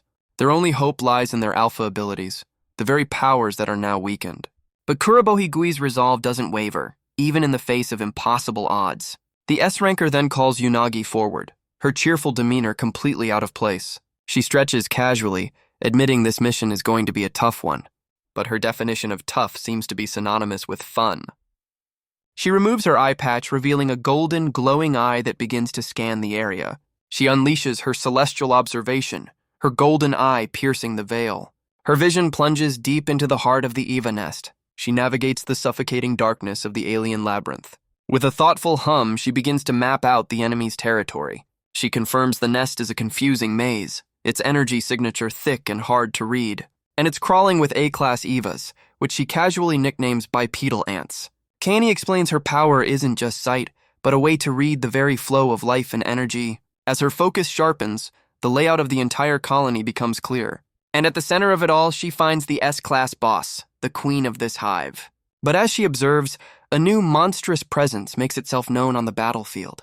She spots a strange humanoid Eva, unlike any she's seen before. It grabs one of the smaller ant Evas with brutal, overwhelming force, and brings the struggling creature towards its own body. She realizes with dawning horror that it's devouring its own kind, a monster that feeds on other monsters. Well, that's not terrifying at all. Suddenly, its glowing eyes lock onto her, sensing her psychic presence. She's violently thrown back into her own body, her observation shattered. Shaken, she turns to Ida Raisin to deliver her terrifying report. This isn't an S-class colony, but an S-plus humanoid nest. She gives a grim assessment. If they proceed, they will all be killed. Kurobohi Gui can only stare, the weight of their suicide mission finally sinking in. Yunagi calmly recommends the only sane course of action, a full retreat. The other students panic at the mention of a humanoid Eva. Kurobohi is confused, believing S-rank was the top of the food chain. Kaney questions how he even got into the academy and offers a quick lesson. He explains the ranking system, a simple pyramid of who gets to survive. The 10 S-rankers are humanity's strongest, but even they have their limits. And S-plus Evas, like the humanoid, are a threat far beyond that limit. These monsters are not just powerful, but intelligent, requiring 2 S-rankers to defeat 1. Yunagi adds that this one has been feasting on its own kind, growing even stronger. She explains this isn't a nest but a farm, and their only option is to retreat. Ida Raisin calmly processes this terrifying news, preparing to make his decision. And his decision is to ignore the "we're all going to die" part and proceed anyway. The students are understandably horrified by their proctor's complete lack of a survival instinct. He explains that waiting will only make the monster stronger, so their only option is to attack now. He declares that this small team of students will be the ones to take down the S-plus threat. Kurobohi Gui can only stare at his own empty hand, feeling utterly useless in this situation. But his inner dragon appears, smugly predicting he'll soon be begging for its power. He clenches his fist, refusing to give in to the despair or the temptation. The pressure of the mission and his inner conflict is clearly getting to him. The other students question his sanity as he grapples with his own fear. He admits he was terrified, his fist clenched in a silent battle. But with a familiar, defiant grin, he declares he'll do what he's always done. He vows to face the S+ threat, his conviction unwavering. Huga Orin watches, stunned by his impossible courage. His words cut through her own fear, a small smile forming on her face. Inspired, she steps forward, volunteering to lead the charge as an S-ranker. Ida Racin listens, his expression unreadable as she accepts the suicide mission. He accepts her offer, telling her to set an example for the others. As she prepares to enter, Kurobo Higui calls out her name, stopping her in her tracks. He tells her to be careful, but she's already leaping into the darkness. She lands, gathering her focus and a massive amount of energy. The air crackles as the S-rank prodigy prepares to go all out. Kurobo Higui watches, realizing she's drawing in an incredible amount of power. Her eyes snap open, filled with a cold, unwavering resolve. With a shout, she unleashes a torrent of pure, freezing energy. The attack slams into the ground, a beacon of light in the dark cave. A shock wave of ice erupts, a blizzard of destruction tearing through the nest. The wave of absolute zero expands, a promise of a very bad day for the local wildlife. And the first wave of bipedal ants is flash-frozen and shattered in an instant. The ice tears through the horde, shattering the monsters into frozen fragments. In an instant, the entire cave entrance is sealed in a tomb of absolute zero. The sheer scale of her power is a spectacle of beautiful, cold destruction. Her classmates can only stare, stunned by the sight of the frozen wasteland. Unagi explains it's not just ice. She's neutralized the toxic air and frozen every Eva inside. This is the true power of her alpha ability, to stop everything the cold air touches. Kurobo Higui finally understands the terrifying power of a true S-ranker. Ida Racin seizes the moment, rallying the stunned students for the coming assault. He declares that Huga has leveled the playing field, allowing them to use their full power. With 2 S-rankers on their side, he roars that this battle is now theirs to win. He rallies his troops, pointing to Unagi's sight and the elite survivors. He claims they have the advantage, despite facing 2 legendary monsters. He and Huga will take the S+, leaving the S-class queen to the students. With their pride on the line, the students roar in unified agreement. And with that, the small team charges into the frozen heart of the nest. But deep inside, a monstrous grin awaits their arrival. The humanoid Eva seems to be anticipating their attack with glee. It crouches over its latest meal, sensing its next victims are on their way. The students sprint through the icy tunnels, their plan, a quick, clean kill. Led by their S-rank proctors, they charge deeper into the alien labyrinth. Kurobo Higui sprints through the frozen labyrinth, his eyes wide. He marvels at the sheer scale of Huga's power, a testament to a true S-ranker. Up ahead, Unagi navigates the icy tunnels as Ida Racin follows her lead. But her psychic sight reveals a sudden deadly ambush from above. An unfrozen Eva lunges from the ceiling, its scythe-like arm ready to strike. But one of the B-rank students, Tada Yoshihito, steps up to intercept. He unleashes a rapid-fire barrage of energy, blasting the monster back. Another student, Momokawa Koishi, turns a second Eva to stone with a single touch. Tsukuda Ritsu follows up, slicing a third beast in half with a scythe of pure energy. And the A-ranker, Mukumoto Hazel, finishes the last one with a devastating explosive kick. Yomino Zen traps another in a prison of water, barely looking up from his book, while Iwatake Ken shatters one with a rock-hard fist. Kurobo Higui can only watch, stunned by their efficiency. He realizes these elite students are on a completely different level. Inspired, he vows to keep up, if he can just figure out how. Ida Racin orders the students to clear the remaining threats. But as they advance, he senses something is terribly wrong. He asks Huga if her attack missed any, but she's certain it didn't. Unagi confirms it with her own observation. The nest was empty, which leads to a terrifying conclusion. The queen is breeding new soldiers.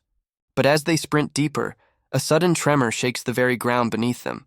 Kanei shouts in alarm, questioning the source of the violent shaking. Mukumoto Hazel looks back in horror, realizing their only exit is collapsing. Unagi activates her celestial observation, trying to get a read on the new threat. A massive chunk of the ceiling gives way, plummeting towards the entrance. The path behind them is completely sealed by a wall of fallen rock. The students realize with dawning horror that they are now trapped. So much for a quick in-and-out mission. But their problems are just beginning, as Huga's ice wall begins to crack. The fractures spread like lightning across the frozen surface, and with a deafening roar, her absolute zero defense shatters into a million pieces. The students are thrown off balance as the ice shatters around them. Huga realizes with horror her ultimate attack was just cancelled. Unagi detects an overwhelming surge of star elements, and the source of that power makes its grand, unwelcome entrance. The S plus Humanoid Eva, and it looks absolutely thrilled to see them. Kaini panics, realizing the monster is now blocking their only way out. Unagi explains the horrifying truth. They've been lured into a trap. The monster used the frozen Evas as bait, then circled around to seal their fate. This thing is smarter than half the student body. An S plus Eva with intelligence, a terrifying combination. Even the stoic Ida Rasen can only curse their impossible situation. Enraged, Tada Yoshihito tries to unleash his power, but his alpha ability sputters and dies in his hands. And the humanoid Eva strikes with blinding, casual speed. It looms over its victim, a god of pure, silent violence. His classmates can only watch, frozen in absolute terror. The team's formation shatters as they scream his name. Tsukudaritsu realizes the air is now toxic to their powers. But Ida Rasen roars for them to use their element stones. The survivors rally, drawing power from their emergency reserves. But the monster just watches, its inaction more terrifying than any attack. Mukomoto Hazel points out the obvious. Their emergency fuel won't last forever. Ida Rasen admits he has a last resort, but it comes at a heavy cost. But Kurobo steps forward, believing his own power is the key. He unleashes his black hole, a vortex of pure, consuming energy. The tiny void begins to drink the toxic air, pulling in the star elements. Ida Rasen realizes the impossible. The kid is clearing the air for them. With the toxic energy gone, their own powers roar back to life. He roars a new command. Protect Kurobo at all costs. The powerless janitor has just become the team's living power source. But the humanoid Eva just watches, its silence more menacing than any roar. Ida Rasen roars the plan. The two S-rankers will take down the humanoid. With a unified shout, they charge headfirst into the jaws of death. Two lone soldiers against a monster of impossible scale. Huga gathers her focus, the air around her crackling with cold. She unleashes her absolute ice wall, a wave of frozen spikes erupting from the ground. The attack slams into the beast, attempting to trap it in a cage of absolute zero. But the monster just grins, completely unfazed by her S-rank assault. Ida Rasen leaps into the air, preparing his own devastating follow-up. He gathers a swirling sphere of pure destructive energy in his palm, and with a roar, he unleashes a torrent of his own S-rank power. His attack is a blade of pure, compressed air, a slash of green energy, and it tears the humanoid Eva to pieces in a single decisive strike. Ida Rasen stands victorious, declaring that together, humanity can overcome any threat. The other students are in awe, recognizing his legendary air slash ability. He crushes the monster's head under his boot, a final act of dominance. But he's not taking any chances, preparing to obliterate what's left. Suddenly, a sinister laugh echoes from the dismembered corpse. The Eva's severed head reanimates with a terrifying manic grin, and with a single invisible blow, it sends the S-ranker flying. Ida Rasen is slammed into the wall, his victory lasting all of 5 seconds. Huga screams his name, horrified by the sudden, brutal reversal. The severed pieces of the monster begin to writhe and reform. Its flesh pulls together, a grotesque display of rapid regeneration. It casually reattaches its own head because of course it can... And just like that, the monster is back in one piece, good as new. Huga can only stare, her mind struggling to process the impossible. The fatal wound from the S-ranker's attack is completely gone. The monster declares its hunger, its power now fully restored, and its glowing eyes lock onto the buffet of students before it. Mukomoto Hazel screams for the others to form a defensive line, but Kurobo strains, the toxic energy he's absorbing taking a heavy toll. He collapses to the ground, screaming as the power overloads his system. Mukomoto Hazel turns in alarm as their living power source suddenly goes offline.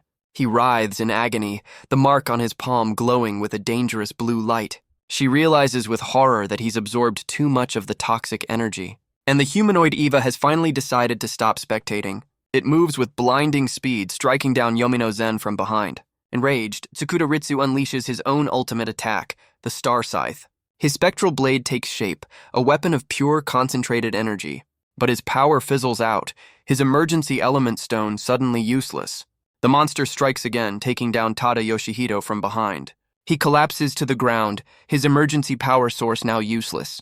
The humanoid looms over him, mocking his reliance on a crutch. It flashes a terrifying grin, clearly enjoying the one-sided hunt. The others realize the horrifying truth.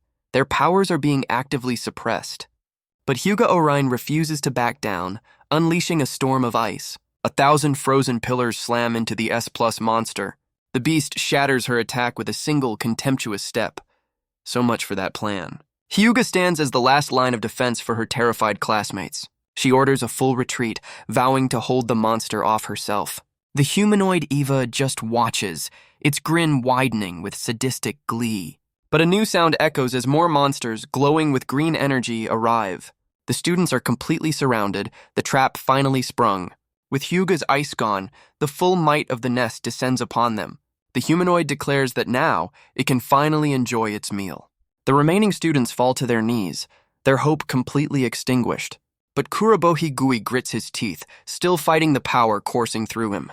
The new horde lunges, and the students are thrown into a desperate, losing battle. Apparently, the buffet is now open. Huga summons a shield of ice, still protecting her classmates to the last. But Kani is sent flying, the first of the survivors to fall. Tada Yoshihito screams in despair, blaming himself for their failure. But one of the smaller Evas moves in for the kill. Tsukuda Ritsu and Momokawa Koishi can only watch, helpless. The monster raises its blade, ready to execute the fallen students. It brings its scythe down on Tada Yoshihito, a final, merciless blow. He can only shut his eyes, accepting his fate. The attack connects in a brutal, final impact. But in the darkness, a familiar white eye snaps open. Kurobohi Gui stands, his body now a vessel for an ancient power. His inner world awakens, the dragon's power finally unleashed. Kurobohi Gui's consciousness drifts in a familiar, dark expanse. The dragon spirit appears, declaring the prophesied time has arrived. It addresses him as the strongest species, much to his confusion. The spirit tells him to face the reality of their dire situation. He's forced to watch as his classmate faces certain death. The dragon offers a simple deal, his body in exchange for their lives. But Kurobohi rejects the offer, demanding the power without the price. The spirit scoffs, questioning if he truly understands their dynamic. It boasts that with his body it can regenerate from any attack. It then plays its final card, showing him a vision of Huga in peril. Huga's ice shield cracks under the relentless, overwhelming assault. Tada Yoshihito can only scream as another Eva moves in for the kill. His classmates can only watch, their own powers completely suppressed. The spirit reveals its trump card. It knows who he's fighting for. Emotional blackmail, a classic. Kurobohi Gui is trapped, his resolve finally beginning to crack. It roars in his mind, demanding he finally accept who's in charge. His spirit stands before the colossal beast, a final, impossible choice. The weight of his friends' lives rests on his powerless shoulders. With no other option, he finally agrees to the devil's bargain. The dragon spirit's eyes glow, its long-awaited victory finally at hand. But he adds a condition, reminding the dragon of their last encounter. This is a temporary loan, and his friends are strictly off-limits. The dragon agrees, its pride as the strongest species on the line. Back in reality, the scythe descends upon his helpless classmates, but a new, terrifying confidence spreads across Kurobohi's face. With glowing eyes, he catches the blade with his bare hand. The monster's overwhelming power is stopped dead in its tracks. Looks like the janitor just got a serious upgrade. He then swings the blade, unleashing a torrent of raw energy. The attack tears through the horde, a casual display of immense power, and the monsters are obliterated in a single devastating strike. Huga is thrown to the ground by the sheer force of the blast. She recognizes the overwhelming energy, a power she thought was sealed away. The air itself crackles, a storm of raw, untamed star elements. A brilliant pillar of light erupts, a beacon of absolute destruction. From the light, a new figure emerges, the dragon's power finally unleashed. The spirit relishes its newfound freedom, a manic grin on Kurobohi's face. It recalls being sealed away, its power once contained by the boy's own ability. But now, with full control, that power is his to command. He decides to take his new body for a little test drive. And the remaining Evas are about to become his unwilling sparring partners. The spirit moves through the smoke, eager to test its new vessel. It grabs a nearby Eva, a manic grin spreading across Kurobohi's face. With a single punch, it obliterates the monster in a flash of blue light. The spirit inspects its hand, pleased with the body's impressive durability. Another Eva lunges, but the possessed boy seems utterly unimpressed. He counters with a devastating kick, a blur of motion and raw power. The monster is sent flying, its body shattering from the sheer force. The spirit stands amidst the carnage, satisfied with the body's reaction time. But the rest of the horde swarms forward, a sea of screeching monsters. The dragon scoffs at the weaklings, ready to demonstrate what true power is. He lunges forward, a blur of blue light and manic energy. The spirit squares off against a spider-like Eva, ready for a real fight. He tears through the horde, a whirlwind of fists and feet. The dragon roars in triumph, reveling in its newfound freedom. But the humanoid Eva watches from the sidelines, its gaze fixed on something else. Reflected in its eye is the S-ranker, Ida Racin, glowing with power.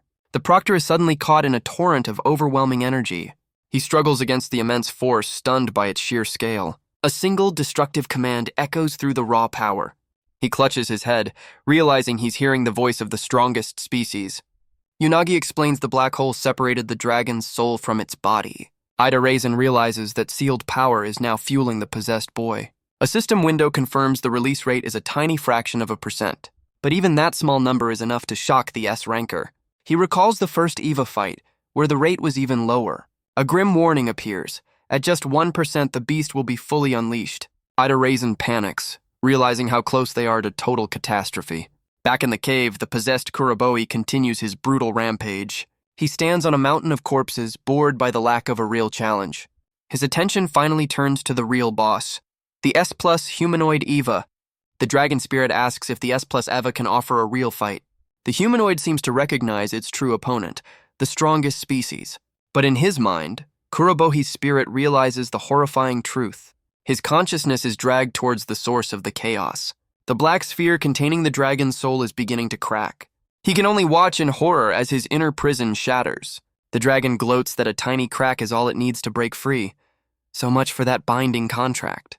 Kurobohi realizes he's been played from the very beginning. With a roar of defiance, he vows to take his body back. He charges towards the light, fighting for control of his own soul. He remembers his last escape, a hole back to reality. With a surge of hope, he sprints towards his only exit. But he slams into something, recoiling from the impact. He questions the invisible barrier blocking his path. Undeterred, he makes another desperate leap for freedom. His hand connects with the unseen wall once more.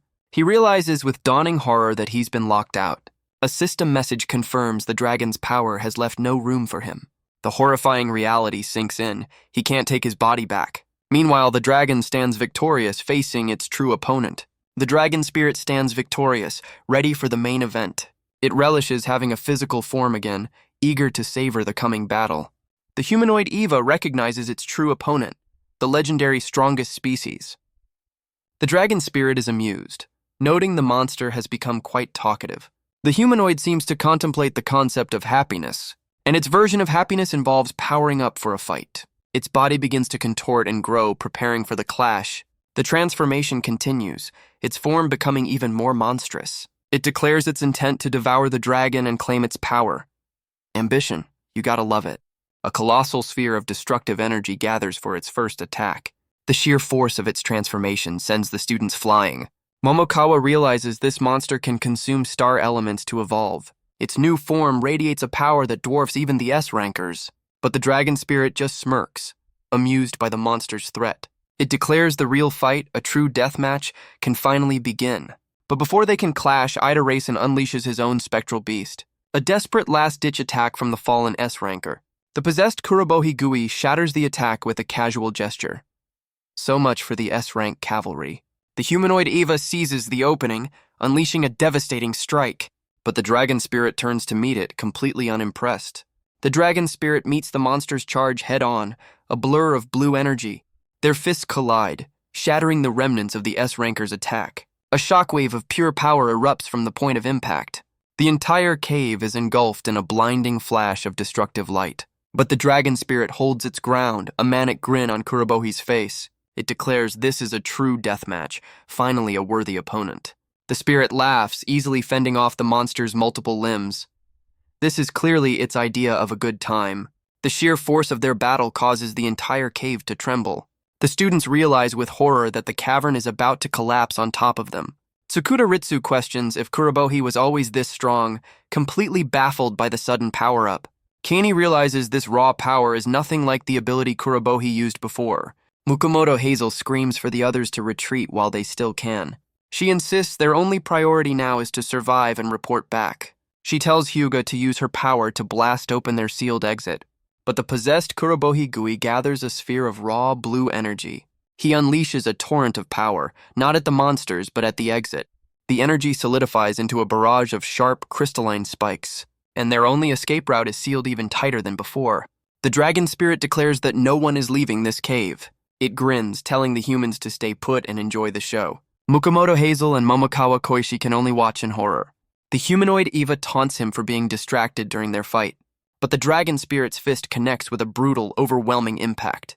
He follows through with the blow, a manic grin on his borrowed face, and unleashes a devastating beam of pure, concentrated energy. The spirit complains the surprise attack made it use too much force. It scoffs that even an S+ Eva is no match for its true power. With the monster gone, its attention turns to the terrified survivors. Looks like the show isn't over yet. It promises to torture them all, wanting the real Kuroboi to watch in despair.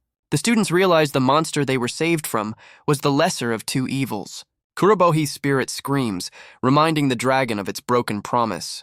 The spirit scoffs, calling him a fool for trusting the king of Evas. He clenches his fist, his rage boiling over at the betrayal. He can only scream in frustration, trapped in his own mind. He makes another desperate charge towards the light, his only exit. But he's thrown back again by the invisible barrier. His fist slams against the wall, a prisoner in his own soul. He pounds on the barrier, his desperation growing with every second. He begs the system to remove the wall and return him to his body, but he remains trapped, a ghost watching his own life unfold. The dragon spirit mocks Kurobohi's trapped soul from within. Back in reality, the possessed boy turns to his terrified classmates. He sees them not as friends, but as toys for his amusement. Kaney clutches his handkerchief, his fear turning into desperation. He screams for his friend to fight back, to return to his senses. But the spirit scoffs, declaring itself the strongest species. The others are stunned, realizing the horrifying truth of the possession. Kaney connects the dots, the impossible words echoing in his mind. A torrent of raw, untamed energy erupts from the possessed boy. He flexes his power, asking if they can feel what a real god is like.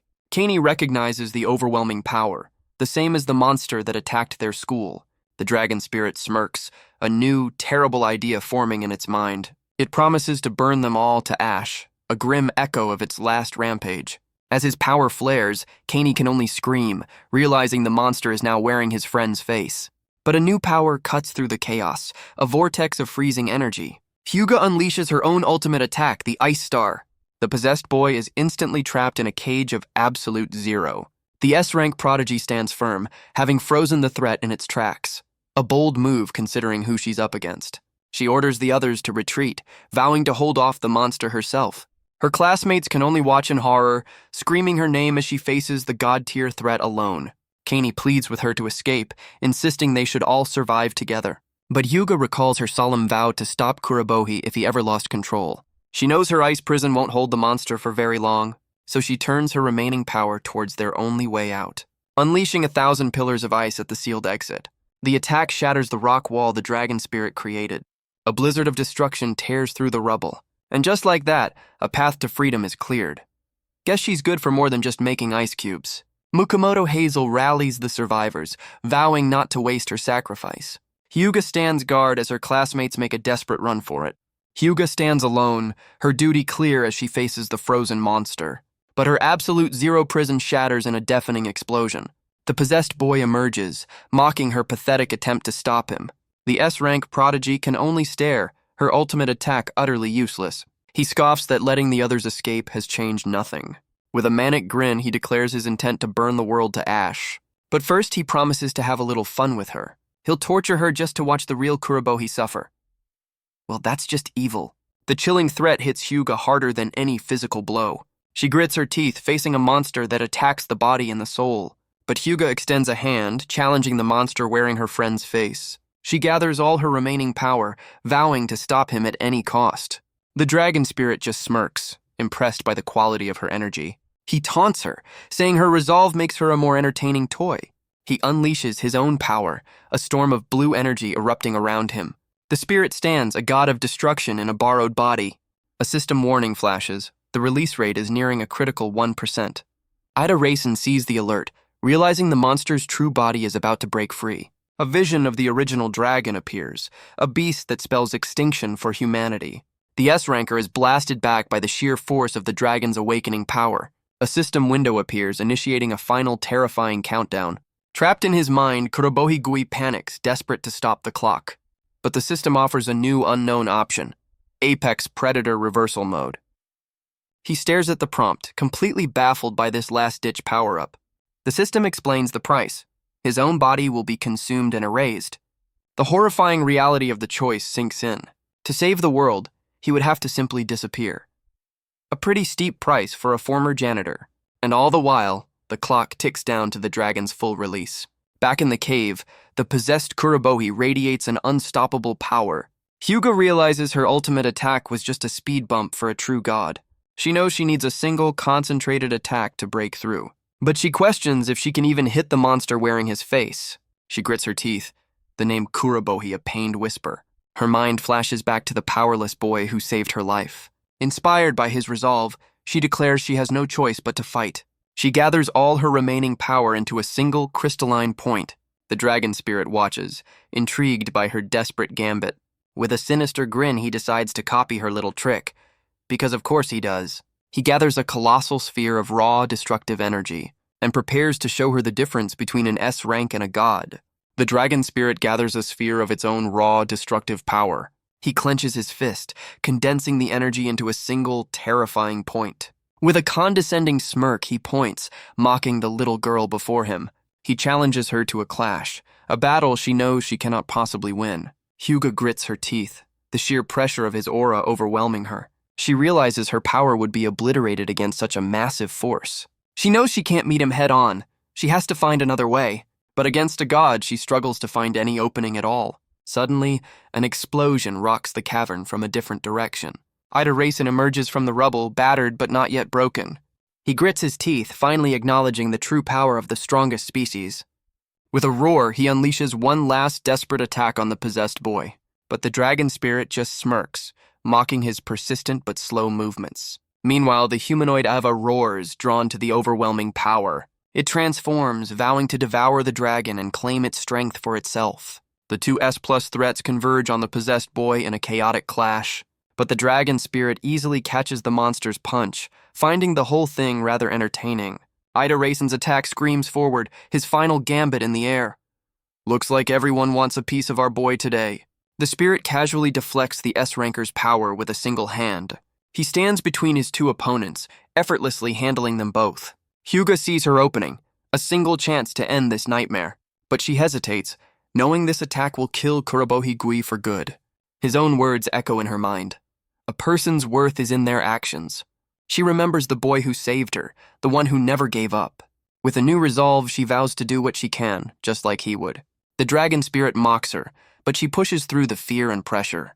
She unleashes her ultimate attack, a star of pure, absolute zero. Her attack, Pluto's star, slams directly into the monster's chest. The possessed boy grunts in pain as the ice energy spreads through him. Huga watches, exhausted but hopeful, believing her attack has finally hit its mark. The possessed boy roars in pain as the ice spreads through his chest. But the dragon spirit's response is to rip off its own arm. A totally normal reaction. It hurls the severed limb, now a bomb of pure energy at the other S-ranker. The attack screams towards Ida Racin, a last-ditch, desperate gambit. The S-ranker is engulfed in the blast, caught completely off guard. The resulting explosion rocks the cavern, a shockwave of raw, untamed power. Ida Racin realizes the cave is about to collapse on top of them all. But the dragon spirit just smirks, acknowledging her direct hit to the heart. It notes her power is trying to suppress his own, a futile effort. With a terrifying grin, he praises her ability, his tone pure mockery. Huga grits her teeth, acknowledging the true power of an S-ranker. But the dragon spirit just smirks, completely unimpressed by her efforts. The ice in his chest shatters, his own power overwhelming her attack. His arm morphs into a monstrous claw, free from her icy prison. He taunts her, saying she was just a second too slow to truly stop him. A massive spectral dragon begins to form around his body. With glowing eyes, he declares it's time for his true release. Huga can only stare in horror, her last gambit having failed spectacularly. Trapped in his mind, Kurobohi Gui faces his final, terrible choice. And the countdown to the end of the world continues to tick away. He realizes this choice will erase not just him, but the dragon as well. But his mind flashes back to his mother, his reason for fighting. He sees a vision of Huga, facing the monster in his body. He knows that if he hesitates, everyone he cares about will die. His mother's words echo in his mind, a final source of strength. Her wisdom cuts through his fear, his resolve hardening. With a final, defiant smile, he accepts his fate. He'll do what he's always done, whatever he can, no matter the cost. With a single touch, he activates the Apex Predator reversal mode. The system shatters, his final choice now irreversible. The dragon's power erupts, twisting Kurobohi's body into a terrifying new form. With a manic grin, the spirit declares its full release is finally at hand. Huga can only stare up in horror at the monster he has become. The S-rank prodigy is paralyzed by the sheer, overwhelming power. But the dragon questions why its body isn't fully transforming as it should. The confusion is quickly replaced by a familiar, arrogant grin. It roars that as the strongest species, no one can stop its return. He stands, a god of destruction reveling in his newfound power. He declares the time for games is over. He'll burn the world to ash. And he's decided to start with the strongest humans in the room. Fun times for everyone. The two S-rankers stand together, humanity's last line of defense. The dragon spirit offers a twisted respect, promising a quick annihilation. Huga can only watch in despair, realizing they have no way to win. With a final, arrogant farewell, he prepares to end the fight for good. But just as he attacks, his own body begins to betray him. A familiar black hole erupts from his chest, a power he can't control. He screams in agony as the void begins to consume him from the inside out. The spirit recognizes this power, the same one that sealed him away before. The Apex Predator ability has activated, turning his own body into a cage. The two S-rankers can only stare, completely baffled by this sudden plot twist. Huga reaches out, her hand trembling in the chaotic aftermath. But Ida Raisin suddenly scoops her up, ignoring her shocked protests. He declares their only option is a full retreat, and he's their fastest way out. With a burst of speed, he carries them both through the collapsing cavern. They become a green blur, escaping the tomb that was once the Eva nest. He admits this is all they can do. The monster is beyond their power. He explains that to defeat the strongest species, they'll need all 10 S-rankers. Hyuga lies on the ground, defeated but accepting the grim reality. But just as he turns, she's already back on her feet, surprising him. She thanks him for the rescue, but declares she'll run on her own from now on. Ida Raisin offers a rare compliment, noting her improved resolve. But Hyuga's mind is fixed on Kurobohi, vowing to stop the monster inside. She asks him to wait for her, a promise to save him from himself. Back in the collapsing cave, the dragon spirit roars in agony. It curses the Apex Predator ability for its terrible, terrible timing. The possessed boy stumbles, his own body turning against him. But his rage quickly turns into a manic, confident grin. He declares himself the king of Evas, ready to fight his own prison. With a roar, he unleashes his power against Kurobohi Gui's ability. His own energy fights back, trying to close the very void that contains him. The possessed boy strains, his own body now a battlefield. The dragon spirit grins, vowing to regenerate faster than he can be consumed. But the void in his chest expands, pulling him apart from the inside. He roars, declaring a final, desperate game to see who disappears first. But a new light erupts, a counterforce to the consuming darkness. The black holes multiply, tearing at his very existence.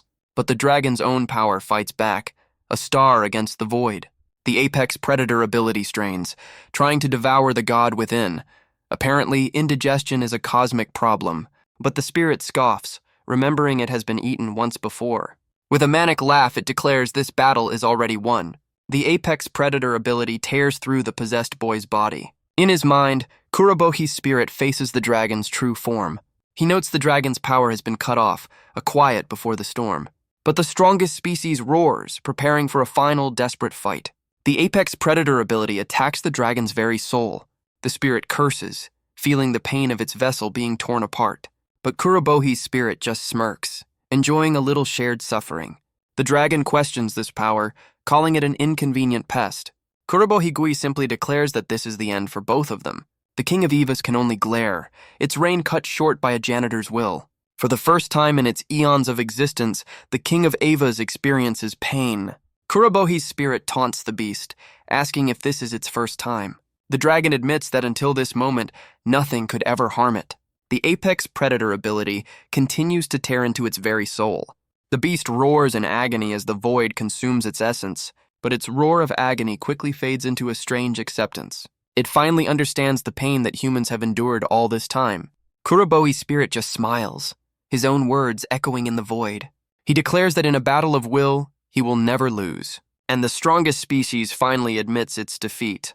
The dragon offers a final, grudging respect to its mortal vessel. It calls him by his full name, a strange moment of recognition. But Kuroboi's expression shifts into a wide, knowing grin. He throws the dragon's own title right back in its face. The King of Evas can only watch as its reign comes to an end. The apex predator ability rushes forward to finish its work. The void consumes the ancient beast, erasing it from existence. The strongest species is reduced to nothing but fading light. A final system message confirms the termination of the reversal mode. And back in the real world, the cavern finally collapses completely. The ground trembles as the cavern implodes upon itself. The survivors can only watch as their battlefield becomes a tomb. Kaney calls out for Huga, fearing she was left behind in the chaos. But a single determined step lands just outside the rubble. Huga and Ida Racing emerge, battered but miraculously alive. The S-ranker confirms their survival, his face a mask of grim relief. But Kaney's relief turns to dread as he asks about Kurobo Higui. Mukomoto Hazel screams that the boy they knew is gone, replaced by an Eva. Kaney is stunned, struggling to accept the horrifying accusation. He remembers the friend who believed in him, refusing to see a monster. But Kaney refuses to believe it, insisting his friend could never be a monster. Huga steps in, explaining his black hole sealed the beast from Hachi. Hazel's eyes widen, remembering the dragon that attacked their school. She explains he released it to save them, but lost control of the power. Ida Racing can only grit his teeth, his anger palpable. He scoffs at the lame guy, clearly a big fan of positive reinforcement. He reports their failure, demanding to know about reinforcements. The principal's aide confirms a unit is on its way, led by the commander himself. But Unagi looks on, suggesting reinforcements may not be necessary. Ida demands to know what she means, turning to the collapsed nest. Unagi confirms the worst. Both Kurobo Higui and the dragon are gone. Huga is stunned by the word eliminated, refusing to believe it. Kaney collapses in despair, his friend's name a broken whisper. The other survivors can only stand in grim, silent acknowledgement of their loss. But Ida Racing roars for them to stand, calling them pathetic. A real motivational speaker, this one. Kaney screams back, ashamed that they, the elite, were saved by an unranked boy. Ida Racing channels their shame into a vow to grow strong enough to defeat any threat. His words seem to strike a chord with the remaining students. And the survivors roar back in unified agreement, their resolve hardened. But Huga turns back to the tomb of rock, whispering a final, pained farewell. As Huga stands in the ruins, her mind flashes back to the boy she knew, the one who stood before a monster to protect her when he was powerless, the one who fought with nothing but grit and a stubborn refusal to die. She remembers the brief moments of peace they shared, and the day he first discovered the strange power in his hand. She recalls his pride on his first day, a future he fought so hard for. His mother's words, the creed he lived by, echo in her memory. And Huga refuses to believe he's gone, whispering his name to the wind. Elsewhere under a golden sky, a new day dawns on an old building. And inside, a woman in a wheelchair looks out, her eyes wide with disbelief. She questions the sudden disappearance of the boy who was the strongest species.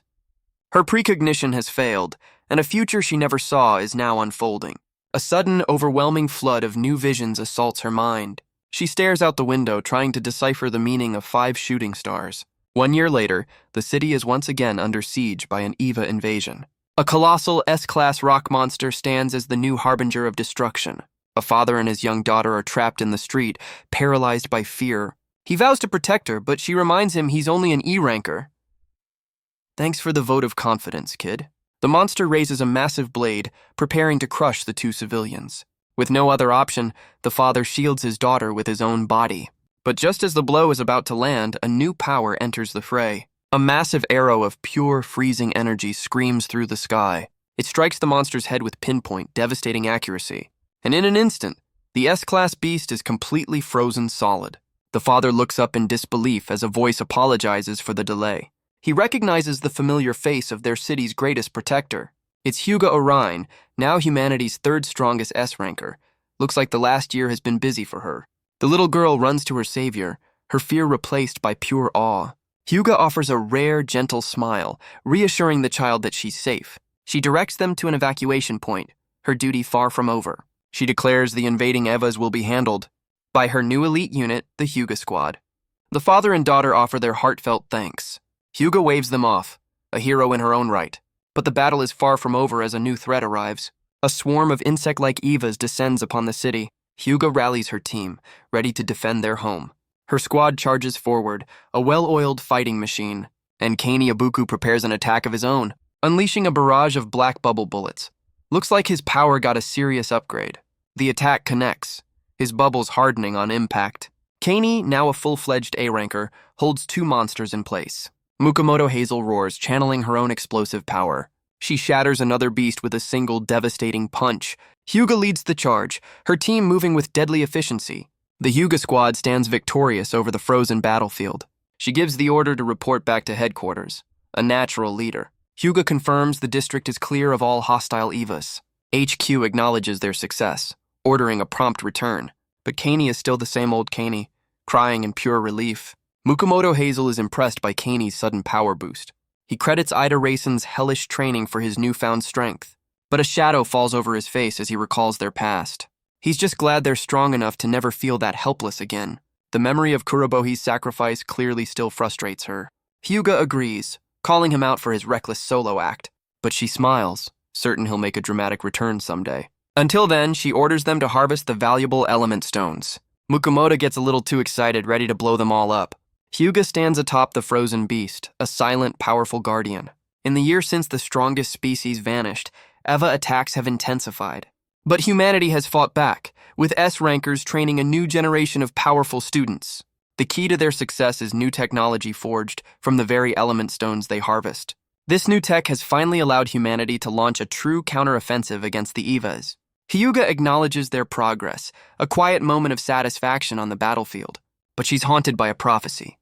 5 more strongest species are on their way. Suddenly, an emergency broadcast cuts through the silence, a call for all S-rankers. The message concerns the mission to liberate District 1 from the Evas. The news is good.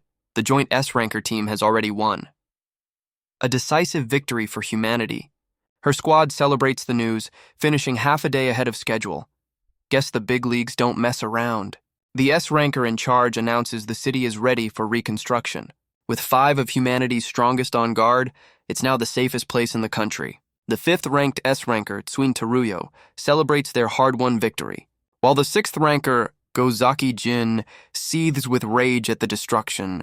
The 4th-ranker, Sokaritsu, offers a cold, simple vow of eradication, and the 8th-ranker, Yada Akira, is filled with youthful, unwavering confidence. Their leader, the 2nd-ranked Saiki Yuzun, vows to wipe the Eva vermin from their planet. A real go-getter, this one. The team roars in agreement, their victory a beacon of hope for humanity. But Huga can't shake a feeling of dread, sensing this was all too easy. As the flag of victory waves over the newly liberated district, at the academy, a memorial stone stands in solemn tribute to the fallen. And addressing the students is Ida Raisin, now humanity's #1 S-ranker. He stands before the entire student body, his voice echoing across the courtyard.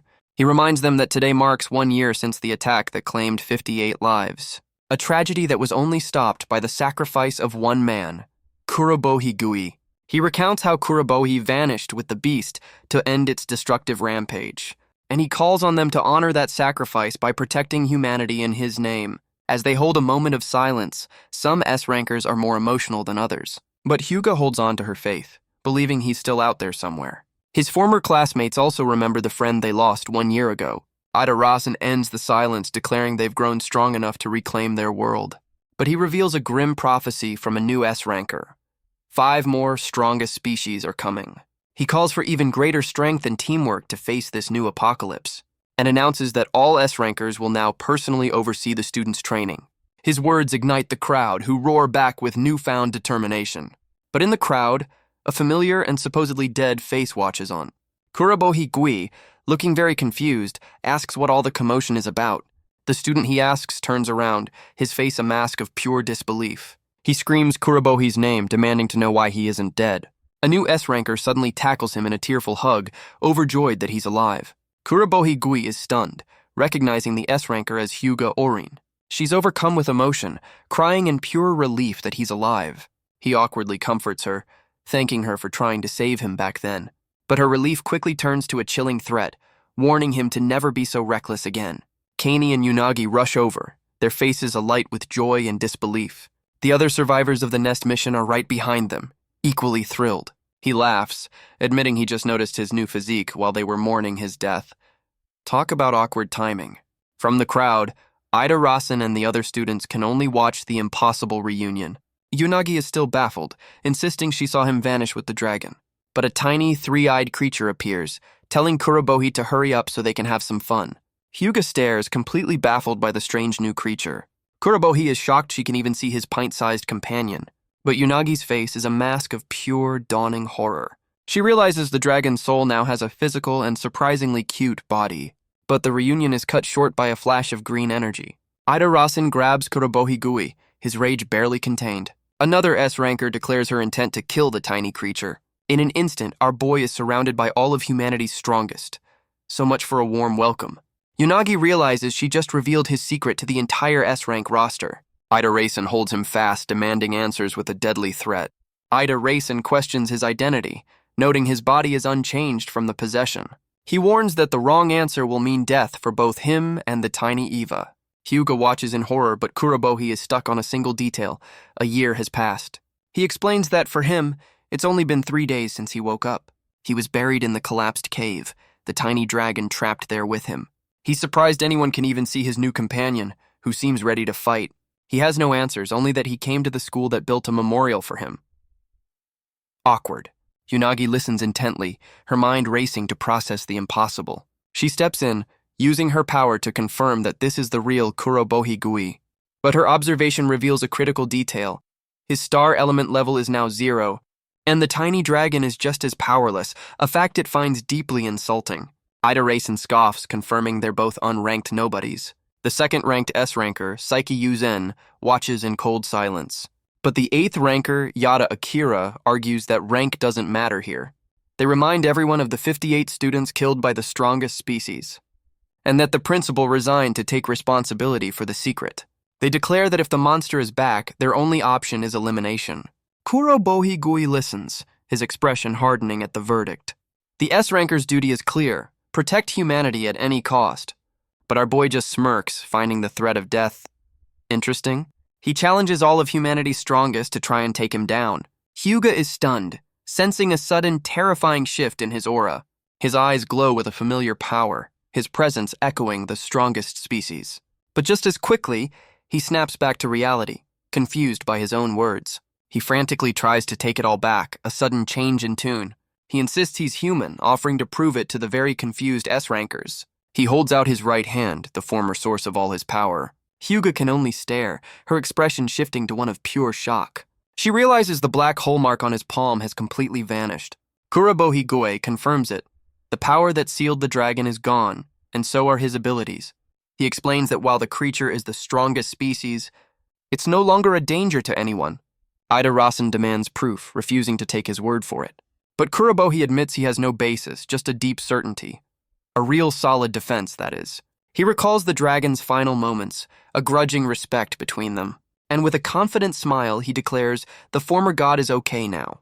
The tiny apocalypse seems flustered by the sudden vote of confidence.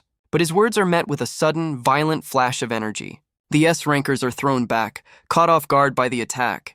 The 8th ranker, Yada Akira, roars that he's heard enough and will eliminate the threat himself. The green-haired S-ranker tries to stop his hot-headed comrade. But Yada Akira argues they can't risk a traitor with 5 more gods on the way. He moves with blinding speed, a blur of yellow lightning. The ground cracks under the sheer force of his charge. He appears instantly before Kurobohi Gui, his fist crackling with power. The attack connects, sending a shockwave of energy across the courtyard. Hyuga screams for him to run, convinced he's about to be killed. But the other S-rankers are stunned. The powerless boy just dodged their fastest member. Kurobohi is just as confused, wondering how his body moved on its own.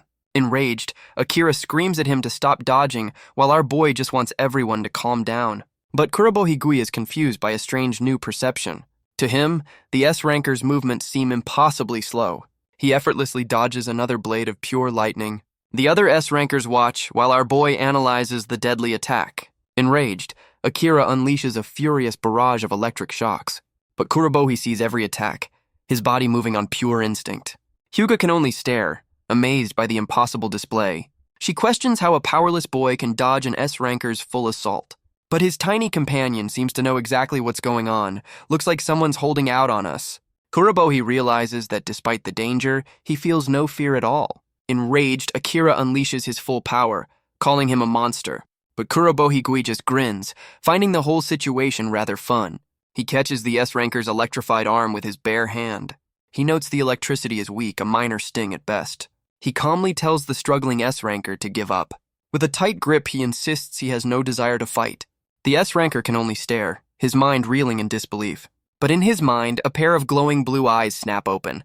A vision of the colossal dragon fills his entire world. Looks like someone's having a very bad day. The S-ranker collapses, screaming in pure, unadulterated terror. Kurobohi Gui stands confused as the S-ranker trembles on the ground. The other S-rankers are baffled, questioning how a simple touch caused this. He turns to his tiny companion, who seems to have a very big explanation. The dragon reveals the truth. Their bodies and souls have become mixed. A part of its soul is in him, and a part of his soul is in it. Kurobohi struggles to grasp the meaning of this cosmic Freaky Friday. The dragon declares that Kurobohi Gui is now a strongest species too. The horrifying realization sends our boy into a full-blown panic. He realizes he's no longer a hero, but a target for immediate elimination. The dragon's words hang in the air, sealing his new, terrifying fate. The S-rankers close in, their leader declaring Kurobohi a threat to be restrained. Our boy panics, the blue streak in his hair a sign of his new, unwanted status. But a new voice cuts through the tension, demanding they all wait. The second-ranked S-ranker is annoyed by the sudden interruption, but his annoyance quickly turns to pure, unadulterated shock. He recognizes the legendary Foreseer, the S-ranker Unagi Banri. She declares that Kurobohi Gui is not their enemy and orders them to stand down. Kurobohi is just as confused, wondering who his new defender is. But a familiar voice cheerfully introduces her long-lost twin sister. Apparently, Kurobohi is stunned, having no idea Unagi Senri even had a sister. Unagi explains their powers. She sees the present while her sister Banri sees the future. A flashback reveals they were known as the Twins of Fate, humanity's greatest assets. But Banri admits her precognition is flawed. She never saw the monster that took Kurobohi. Even her vision of 5 new gods is vague, but she's just received a new one. The other S-rankers are stunned by the sudden urgent revelation. Her vision shows a figure like Kurobohi Gui fighting against the strongest species. The green-haired S-ranker recognizes the weight of this new prophecy. Banri explains their powers combined, giving her a glimpse of the future through her sister's eyes. A real 2-for-1 psychic special. She acknowledges their fear that Kurobohi Gui is now a monster. But she declares this human-monster hybrid is humanity's only key to survival. But Kurobohi Gui cuts in, asking for a moment of their time. He asks the very basic question of what a strongest species even is. The Foreseer realizes they need to start from the very beginning. She lays out the simple math. A human can beat an Eva of the same rank.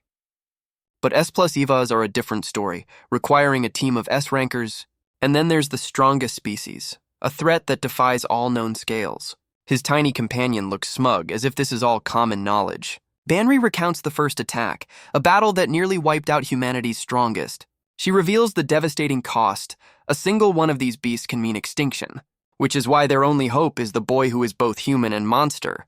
But their debate is cut short by a special alert echoing across the city. A massive beam of red energy descends from the heavens and slams into a nearby district with apocalyptic force. The impact site is just 50 kilometers from the academy. The local defense squad rushes towards the cloud of destruction. Their A-rank captain, Yoshino Susumu, fears the worst. His system confirms an S-plus level threat has just appeared, and orders all A-rankers and below to evacuate immediately, so basically everyone here. From the smoke, a colossal draconic Eva emerges, its eyes glowing with malice. The captain realizes with dawning horror that one of the prophesied gods has arrived. The colossal beast roars, its body crackling with raw red energy. Its eyes glow with malice, a true predator in its natural element. The local soldiers can only scream as the monster descends upon them. They realize this isn't just an Eva, it's one of the strongest species. But a new sound cuts through the chaos, drawing their attention. A blinding light builds along the dragon's spine, a surge of raw power. The energy erupts, a beacon of destruction in the ruined city. And from the light, a new figure begins to tear its way out. So this thing is a living, breathing nesting doll of death. A horned humanoid being stands atop the beast, newly born into the world. He touches his throat, surprised by the sound of his own voice. The soldier stares up, recognizing the face of his own captain, Yoshino. The new god flexes, still adjusting to his borrowed physical form. He reveals he copied the body from the DNA of the human he devoured. The real Captain Yoshino can only scream, his terror absolute. The god looks down on the terrified soldier, a predator eyeing its prey. He declares his intent to enjoy this new world. In a genocidal, touristy kind of way. And his idea of fun is a simple hunt for the local wildlife. He moves with blinding speed, a blur of motion and malice. He grabs the captain, vowing to hunt the other two gods on this planet. And by devouring them, he plans to become king of the universe.